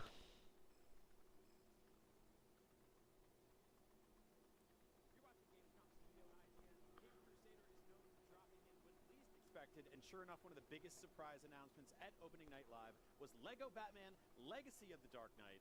Here to tell us what's new in Lego Gotham this time around. Oh, the Jonathan Batman Smith game. from TT Games. Welcome, and thanks for such a fun surprise. Yes. Oh, It looks our fun, pleasure.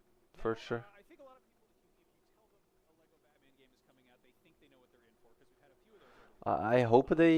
This one in action, it is clearly What was shown was pretty good. I hope they take this approach with a little bit about, I guess, the system with other games also, with other IPs. Like, you can imagine a Lego Spider-Man.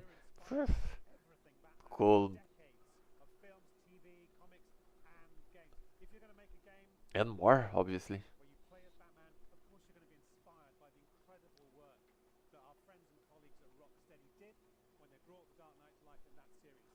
So we start with that inspiration, but we have to do new things. We want to do new things. We're a Lego game. We're going to make sure it's accessible for all players. We're going to put two playable characters together to team up against all those bad guys. You can switch between them. They've got different new gadgets. Interplay of the two gadgets and two characters gives all kinds of new possibilities. And we really wanted to go further than we've ever gone before in a Lego game with that combat. Now, did you reach out to anyone at Rocksteady for development cues, or did you, go like, hey guys, this is what we're doing, like just a heads up or anything like that? Yeah, well, we knew we wanted to make a new Lego Batman game, and we're lucky enough to be part of a studio organization that includes Rocksteady. Yeah. So we shared our work in progress with other studios across Warner Bros. Games, and we were really The game is so arcade coded. It's so well. It's also cool. I played the first one. we get that direct back and Never really dived, straight from really, PC. Now, into the whole series because it's a long ass series. really lovingly I getting need to play other stuff, man. I like anime. I like my anime games. a mashup of some familiar Batman scenes from Another one has joined. I can see you there. The person that made the account to go to 2 instead of 1. Not going to put you on the spotlight, but I am doing that already. You don't need to say anything, but if you want, it would be lovely to hear someone else or read someone else's thoughts. Are you expecting anything from the event or the All's Justice?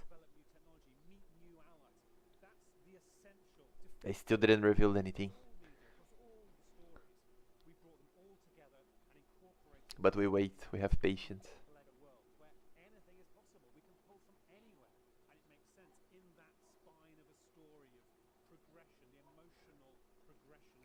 I have a follow-up question there. If we're Now that One Piece has a Lego set, it would be cool if more animes what uh, element are you using? started to make this. Wait, how do we say? It's not a cooperation. But it would be fun to see anime Lego sets. More content. In the hopes that it could bring games also. And you get to do it through, a comedic lens at times. There's also, we saw nods to, Some partnership. the lights coming in and out. So I love that you're working all that in. It seems like so much fun.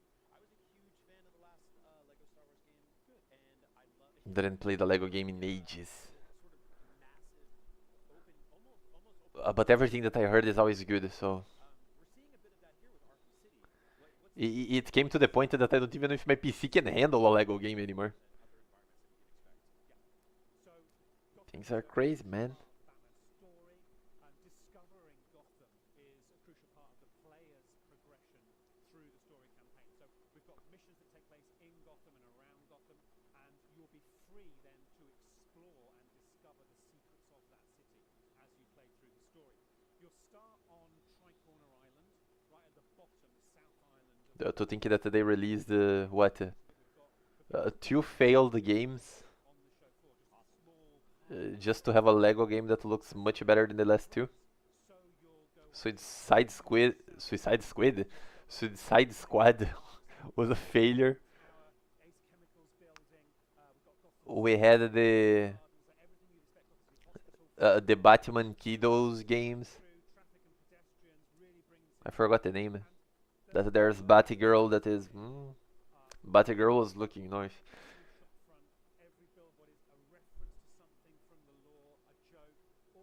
But the game in itself is was something. I was also a huge fan of Lego City Undercover. So seeing another like open world city game from you guys, again, super happy about all. You are going to be so impressed by how far we've moved since then. That is a fantastic game, and it gives you the sense of exploring a city. Yeah, this is Gotham next gen. You know, with a team that did Lego Star Wars is now taken it to the next level. Now, talking about little Easter eggs and references, do you have a personal favorite little detail or nod that you got to put in there? I love that right now, and I've been watching people play. I mean, basically everything. There is a music store, a Lego music store with album art, beautiful Lego album art. Everything about the game is just uniting every piece of Batman media that we had until today. I love it. Is there a copy of Seal's Kiss from a Rose in the window? Oh, there should be. You're absolutely right. There should be.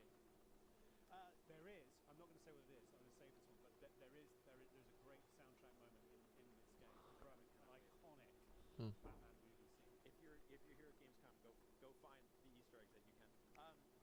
We've got Batmobiles in this game. We saw a couple of them already. All the Batmobiles. Yeah. You can just go ahead and promise all the Batmobiles. I need to check it because the Gamescom is happening, and I didn't really check it for like individual channels. But there's probably gameplay out there. We're going to have to do this for my hero. I don't know if I can. Well, I will ask.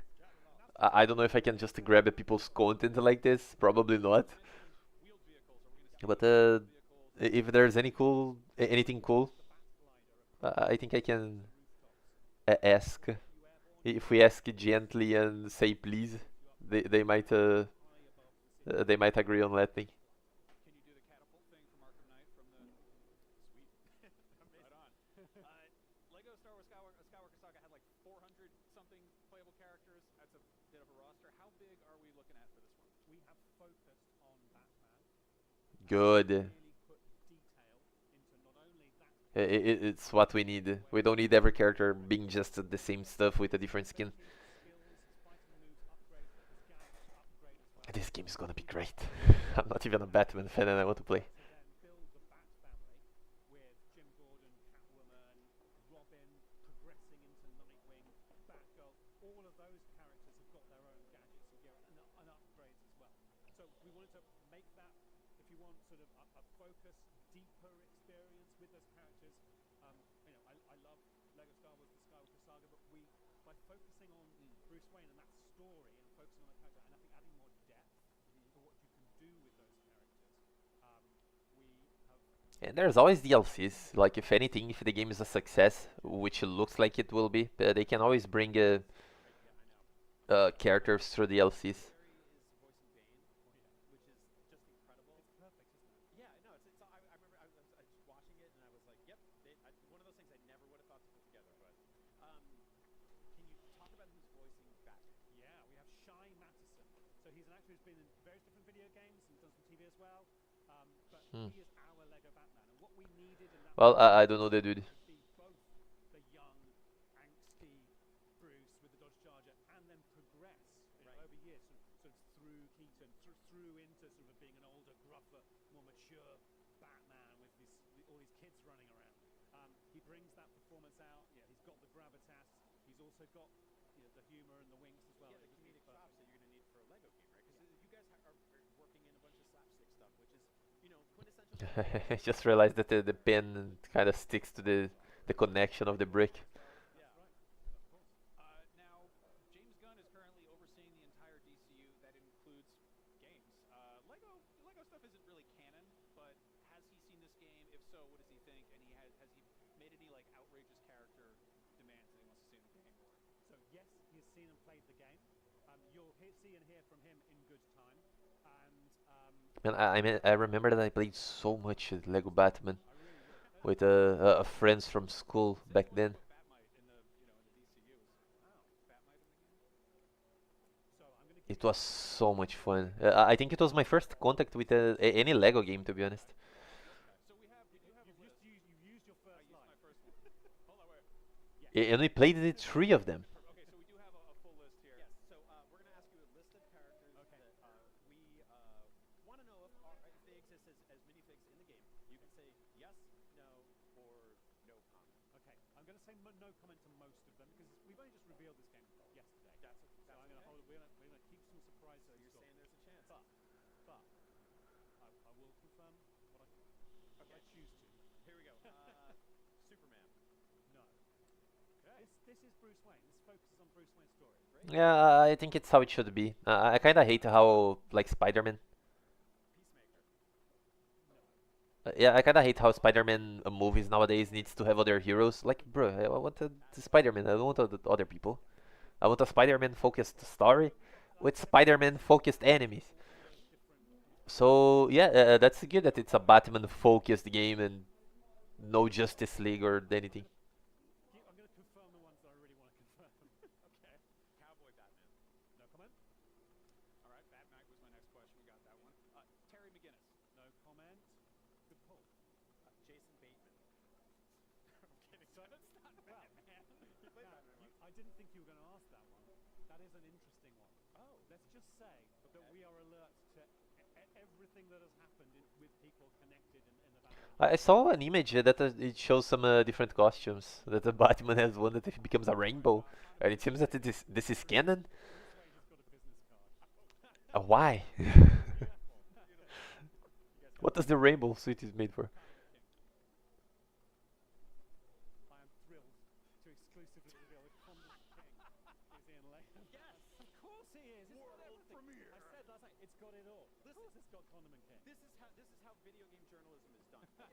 Kids. Asking the hard questions, getting to the truth. Polka Dot Man, and if so, who voices him, Greg Miller or David Dastmalchick? Yeah, that's a good question. No comment. You've run out of lies, but keep going because these are good ones. The nice coat guy from Batman Begins when Bruce Wayne trades the coat. Okay. No comment. Okay. Last one. David Zaslav. All right. Well, thank you so much. It's nice that I'm basically clueless on all that. 26. We cannot I really don't know anything, the game that we almost anything about Batman. Batman fans, right, Max? Just not the one we deserve. That's true. We've been very bad pestering you with just silly questions, but very much looking forward to it. We have lots more coverage coming out of Gamescom Studio right here on IGN. No, it's not a break, right? Ah, of course it is. Back. It's fine. It's a little of a break for that well-deserving mental reset. We can prepare ourselves, set expectations. It could be a bad thing also because the expectations could be high. I'm just waiting. It's been what, from what I know, 94 minutes that we've been watching this. And no My Hero until now. I don't remember exactly what they have, like big reveals. Do I have any saved image about the event? Probably, right?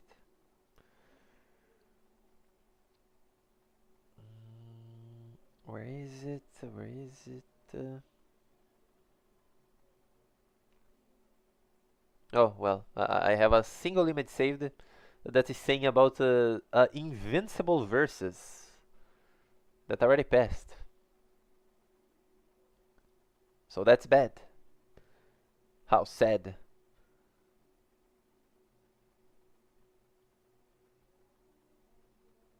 It's fine. It's better like that. It keeps the surprise going. I still think those breaks are way too long. Like there's no necessity.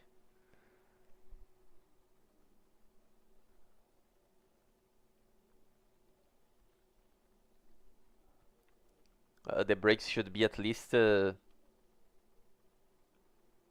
some gameplay of what they have going on.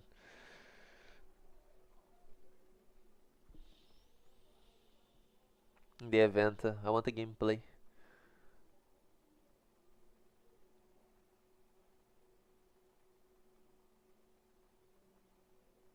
Alright.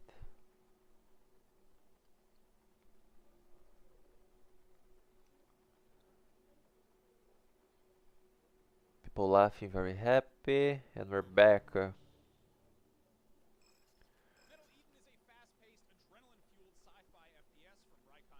Oh wait, let me turn a bit up.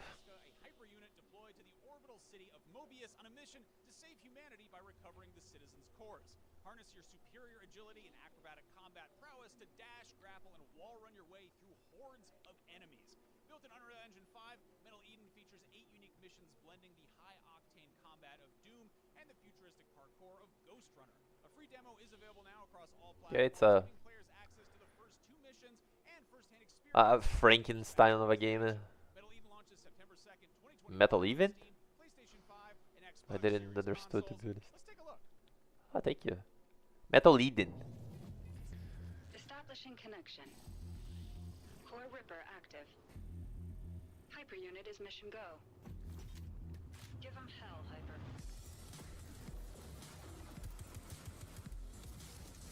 Oh, okay, that looks very clean. I like that a lot.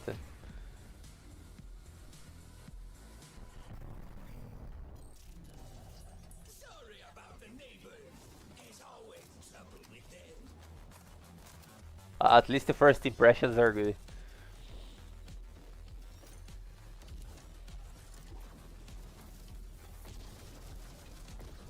Hyper unit in the flesh. Nexus was not lying about you. You are built on a phantom core. That makes you basically immortal.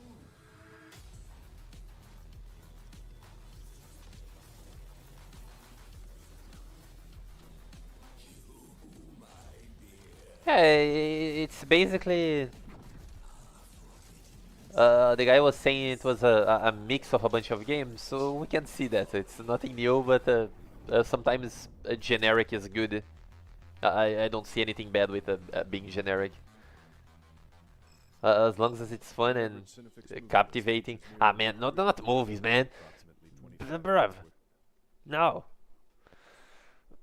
We just saw a bunch of ads. How they can hit us with more ads?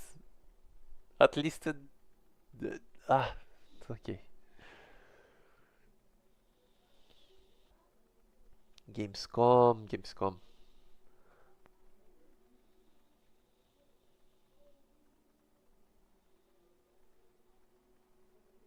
Guys, being a hell of a pain for people that should just want to watch games.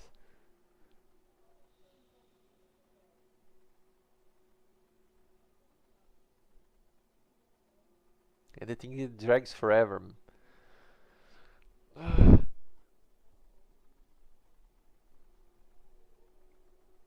I have some chocolate here. I'm not eating. Not now. I drop it.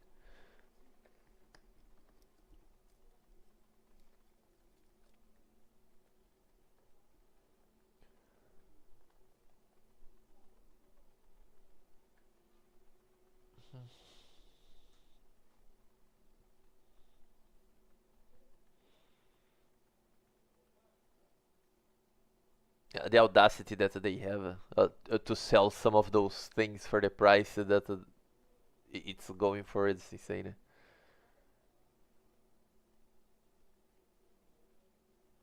It's surprising that they can even manufacture the products to sell. Some stuff is way too expensive, man. Okay, IGN, we got it. Can you free us? Can I see games? It's happening. It's the announcement. Oh no, it's Borderlands again. Always Borderlands.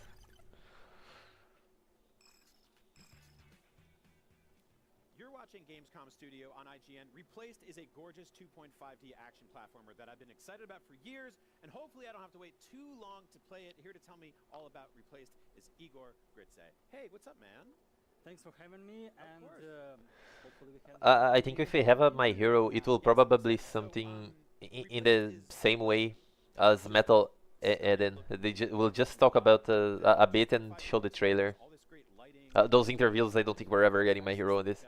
How did you all settle on this art style? Because it's honestly, it's one of the most sort of striking looking games I've ever That's seen. pretty. Well, initially when we started like our first like tries to do this, it was like 2018, I think. Very pretty. And, we thought to ourselves, what we can do with our limited like capabilities. We cannot do like AAA and stuff, so let's try to do like a cinematic platformer. It should be good. It should be easier. Spoiler alert, it was not. It was you don't see like many of those games like Inside, maybe a Little Nightmares and stuff like this, but those are far in between. And this is for a reason, because like even if the game is fully 3D, it's really difficult to like compose everything in a cinematic way. But we have like we shot ourselves in the leg with doing like all the pixel art. Might be a bit too monotonous to me, but for people that like it, it looks great. Of like sprites being 2D. It's a lot of work. Yura, who is our game director, he does lots of cinematography. He's a total movie freak. So basically, he is like obnoxious regarding all of this stuff. He can spend hours like setting up the proper camera angle, like all the shadows, all the lighting. He also like conceptualized all the game, all the characters and stuff. So he's like our art director, he's game director. So yeah, I would say that we did it on a Dark Souls mode here because. By the way, if you are here now, if you manage this far, we have a bunch of videos on the channel. I would invite you guys to watch. It's mostly about anime, mostly about My Hero, but we also have Eden Zero. I didn't give up on the game, but we slowed down a bit, considering that there's no one watching. It's complicated to. Whenever you see it live, it looks better and. Let me lower a bit the volume, because it's going to my brain too much, too loud. My brain can't hear and think at the same time.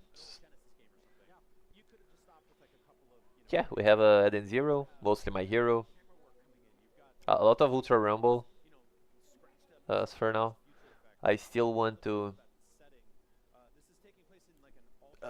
change the focus of the channel to All's Justice when it releases, because I love Ultra Rumble. It's a fantastic game. It's a very annoying game actually.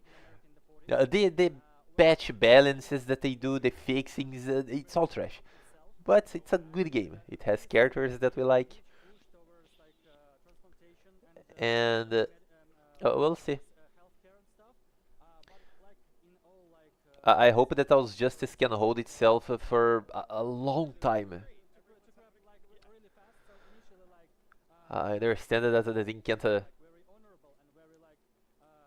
survive for years and years to come. I don't know if My Hero has this power, but it's something that we can expect at least a year or two.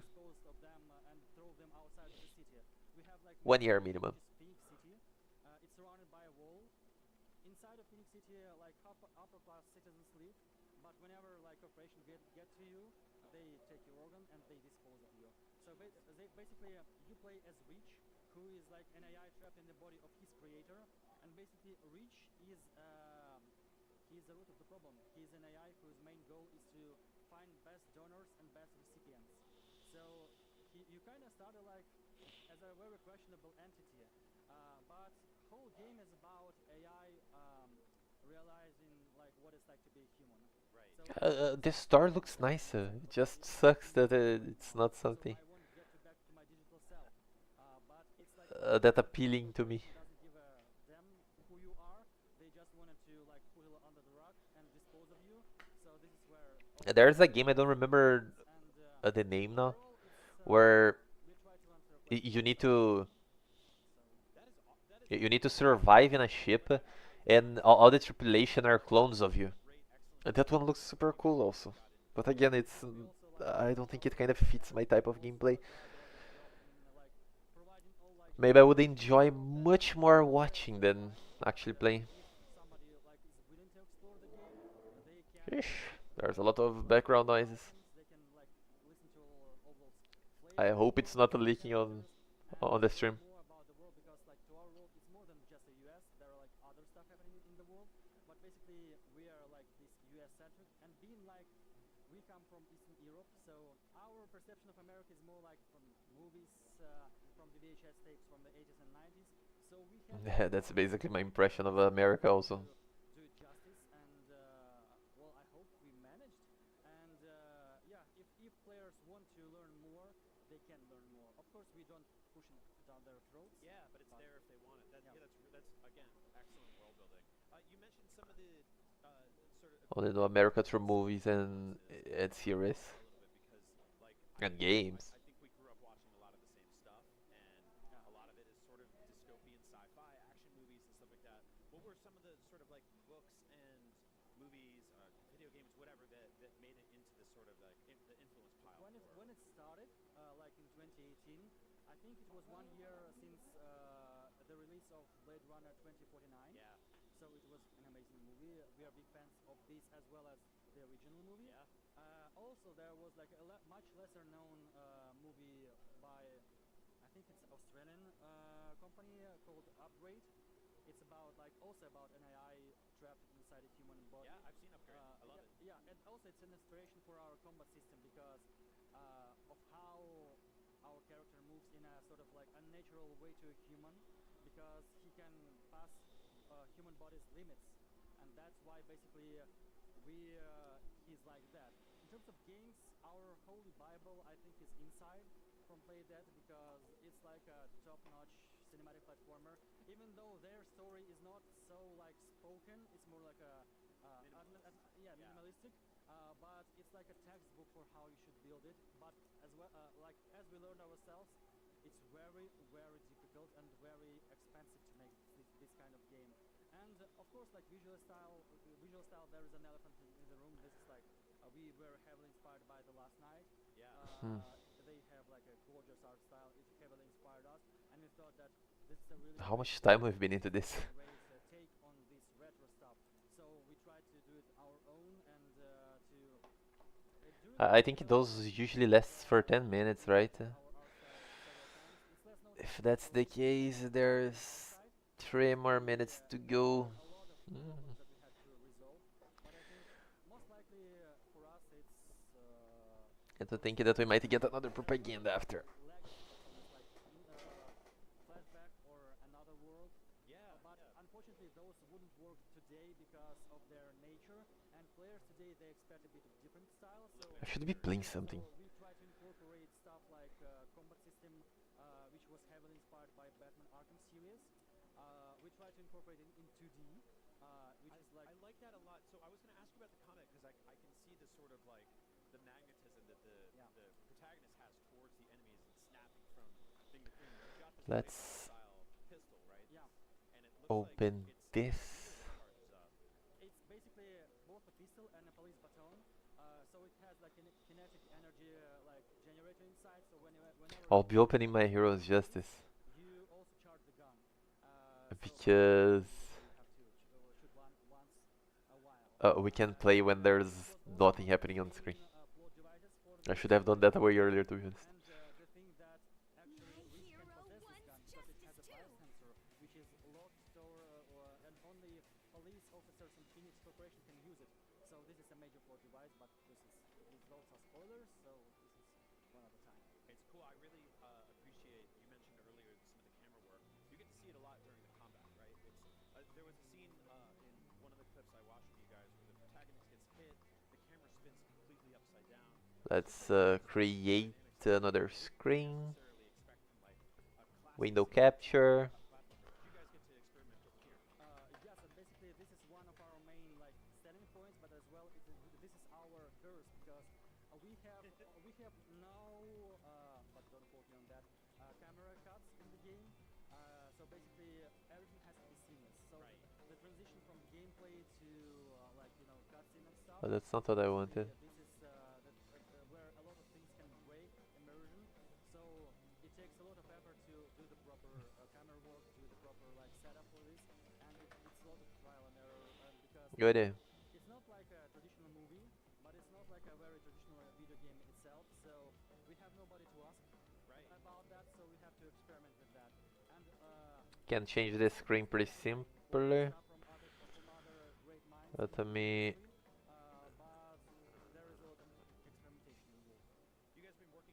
Good. Decreasing the volume a lot. There was obviously some skepticism when we're so used to now, like modern gamers, we're like, a game gets announced and we wait. Let's play for battle while we wait. Getting to where you are in development now? Well, initially I would say that during first several years of development, it was mostly like a prototyping and exploring the opportunity. I think serious development started somewhere like in 2020. And after that, there were a lot of challenges, like you name it. That we have to understand what it's like to run our own company. This is like our first personal project. And then we have to understand what it takes to create a game in terms of combining all those systems together, finding financing for all of this, and also an elephant in the room is the war in our region. Yeah. We are not from Ukraine ourselves. We have one team member who is in Ukraine. Right now he's drafted in Ukrainian armed forces, unfortunately. So we do not claim to be the victims here, but at the same time our region is very unstable. So that's why we have to relocate most of our team. It halted our development on a big scale, and we still had to continue the development because money is running out, so we have to be mindful. This is a business. Yeah. Even though this is an art, we still have to be mindful that we have to pay people for them to provide their families. So yeah. Well, I'm really happy with Is it working? It looks really gorgeous. You guys are very clear. No, it's not. Why it's not working? And I can't wait to play it. Thank you so much for coming by. Thanks for having me. That is replaced. It looks awesome. Hopefully we'll all get to play it soon. That's so weird. It doesn't capture the window. On IGN coming up very soon, so stick around. Oh hi! Coming up next on Gamescom Studio, we've got a handful of new trailers, a look at what's coming down the assembly line in Satisfactory, the narrative horror by Sweet Carol, the cozy life sim Sarsand Island, and stylized rock climbing game Cairn. Take a look. Nice. He didn't say anything about All's Justice. Where's the gameplay, man? Well, Satisfactory, I guess. What we have about it? I didn't even know this game was still going. I thought it was over a long time ago. Yeah, it's looking pretty. I don't remember looking that good in the past.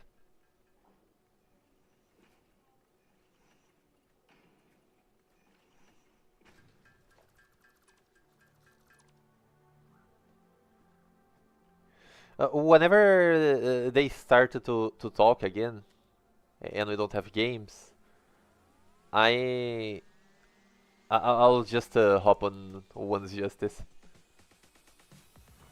so we can have some gameplay going.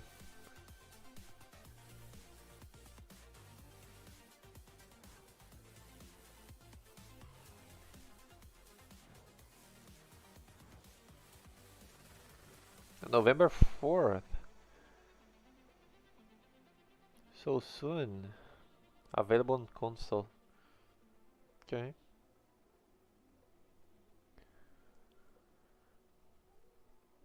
I wasn't paying attention, so I don't know if the available console was the big announcement. You and I will never be apart.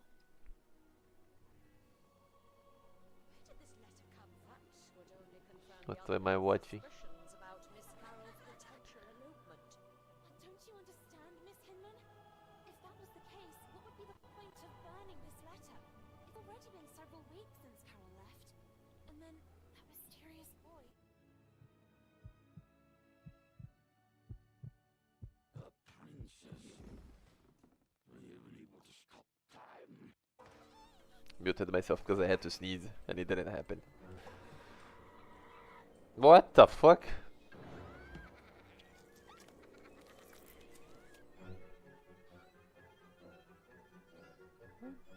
I was not even looking at the screen. How do I come back to a headless girl?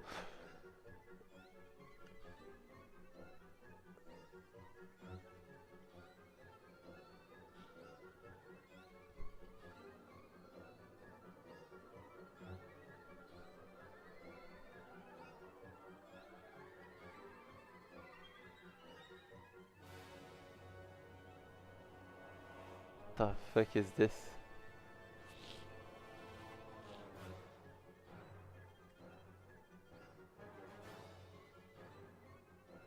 Intriguing for sure. Not playing, but it looks cool.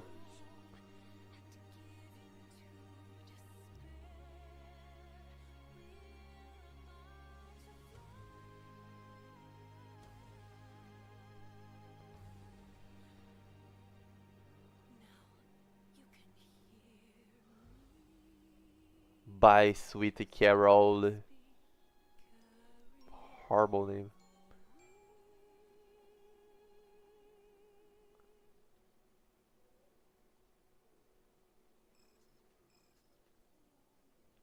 Oh, now that's what we like. Perfect. Anime girls. What is this? I already like it. Let me even pump it up the noise, the volume. Oh, it's a farming game. That's so chill. Okay, I like that. Biggest announcement yet. We can see the cat balls. Did I saw that correctly?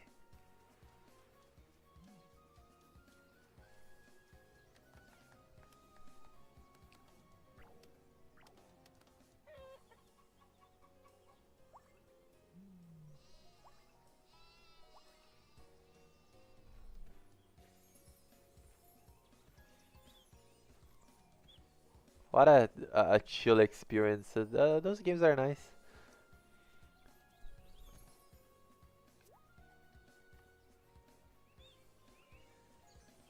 Alright.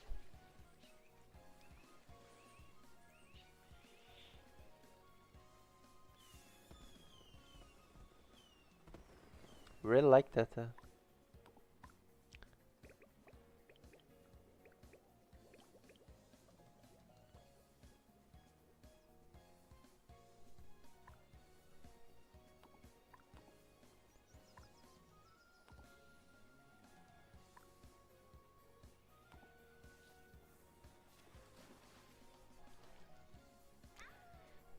You can build and it's interactive. Then the Sims could never. Nice. What's the name? Star Sand Island. Loud.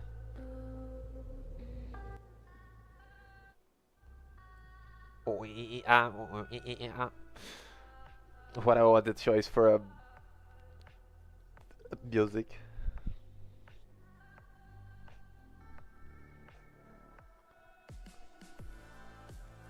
This is too loud, man.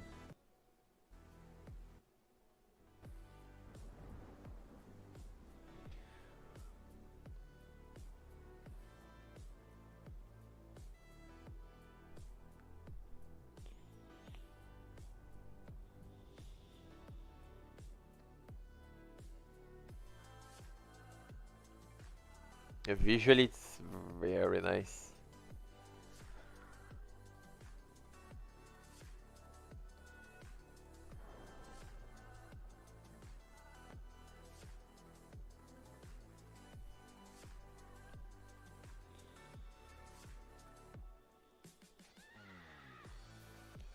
Doido.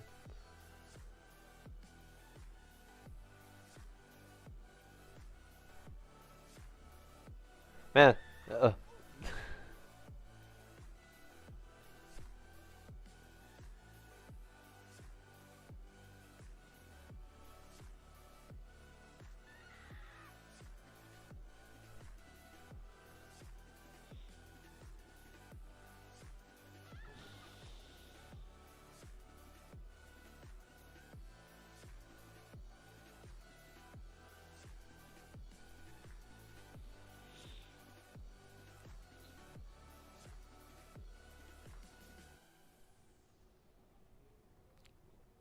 Karen. Well, that's another day of Gamescom Studio in the books, but don't worry, we'll be back. Join us tomorrow for the Gamescom award show where we'll be celebrating the best games of the show, giving out some trophies to Bro. developers and giving out a whole lot of merch to the crowd. So, if you're here at Gamescom, come join us in Hall 7. Just keep an eye out for the giant Gamescom robot and the ripped Italian guy who's like You're super joking. on the stage. Right? Can't miss it. Speaking of things that can't be missed, on Saturday we'll be back with more new gameplay trailers and developer interviews. You can expect to see Dying Light, The Beast, Silent Hill F, High on Life 2, just to name a couple. And remember, if anything you see here on Gamescom Studio gets your attention, be sure to wishlist it on the official Gamescom Steam event. While we've got you, we wanted to shout out Playing for the Planet. It's an alliance of game studios, publishers, and industry organizations. What type of disappointment is that? The alliance supports its members, reducing their carbon footprint and inspires. We've been waiting until now for gameplay, and there was not nothing, not even a trailer. This year's jam focuses on nature and has already raised over $275,000 for some great causes and secured 1.3 million What the fuck was that? of natural habitat for protection. If you're here at Gamescom, you can show your support by taking part in Playing for the Planet. I'm not at the Gamescom, man. I can't play the games. Including Steam codes for Little Nightmares 1 and 2, Sonic Mania. That's so weird. Subscriptions to PC Game Pass, all courtesy of Playing for the Planet's participating members. If you're watching from home, you can help by participating in the All In for Nature campaign. Find out more by heading to playingfortheplanet.org or scanning the on-screen QR code. And now from all of us to all of you, thanks for watching. We'll see you tomorrow. Thanks for watching. My ass. The whole event, not a single gameplay, not a single trailer, not a single appearance. They said that they would be there.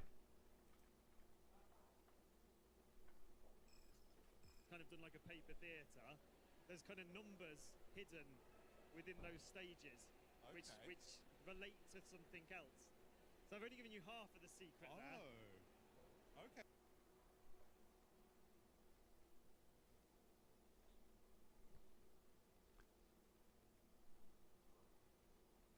The fuck was that? Why did we watch everything for?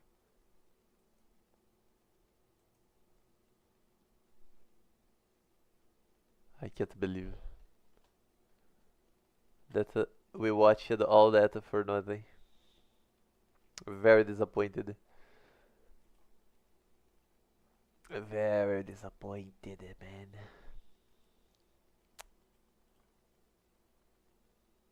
Does it work if I do this? Yeah. Let's play some 2 matches. And that's it.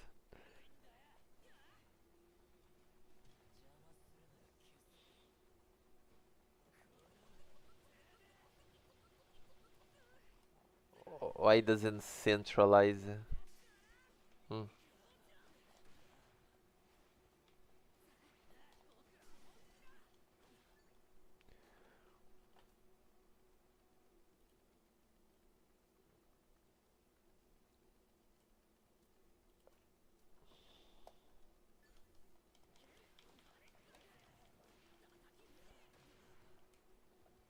Eh.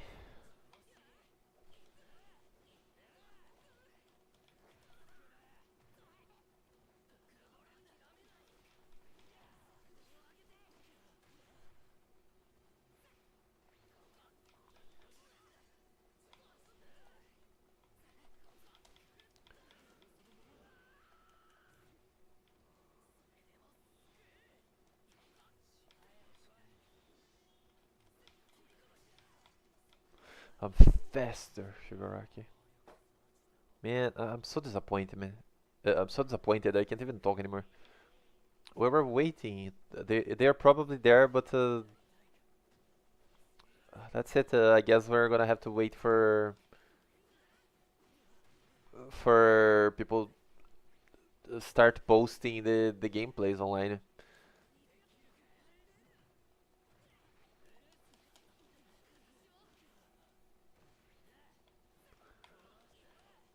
Because we got nothing on the event. I'm not honestly not even know if I'm gonna cover all the rest of the days. Like we were waiting for a very specific reason, and they seem to take too much time. Better just focus on other stuff, to be honest.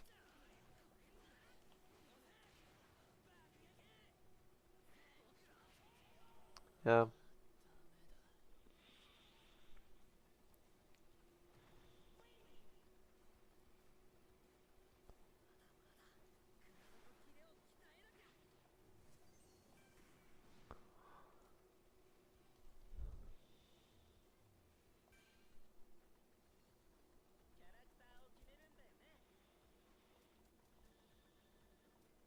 Hmm.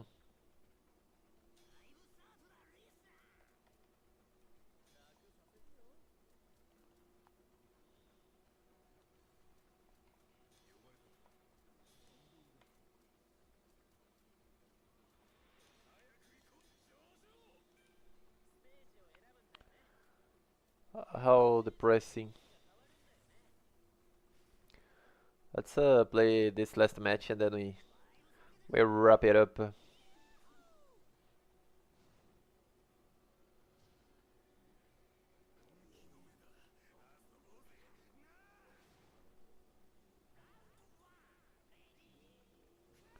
It's been so long since I played the mic, I don't remember what to do with him.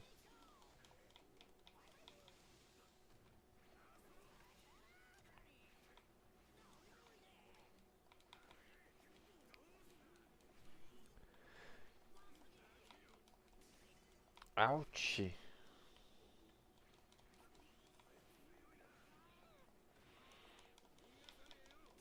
Oh, we couldn't be faster. I thought maybe our yellow attack could go faster. Didn't work.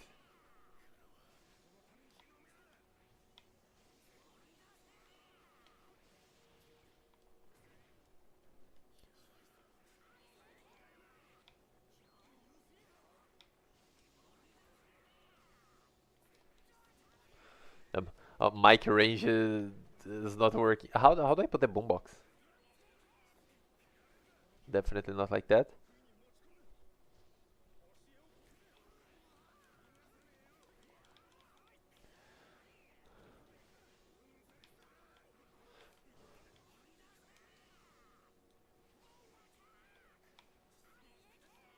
I forgot how to put the boombox.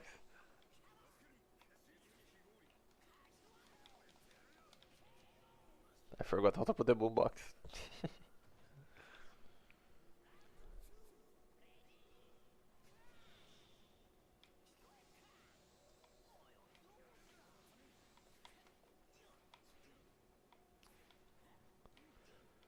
Ah,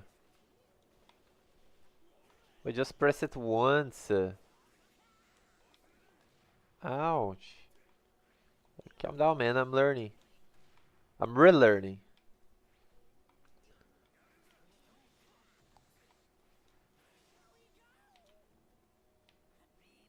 Ah, yeah, that's it.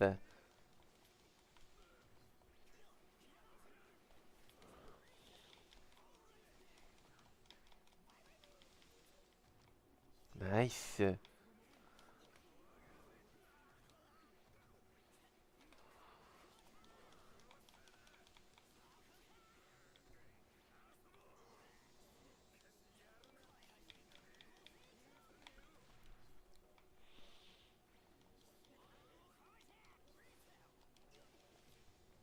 good.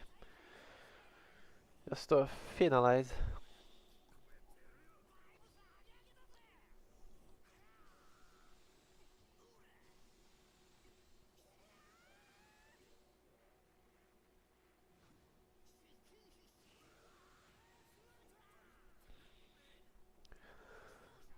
Well, that's it. If for whatever reason you watch the VOD, thank you for watching. The support is very needed, especially for us that are trying to grow. I hope you guys enjoyed. I did a lot of comments, maybe some that were unnecessary, and others that I felt like doing. Comment, like, subscribe. I needed it 3 of those. And thank you for everything.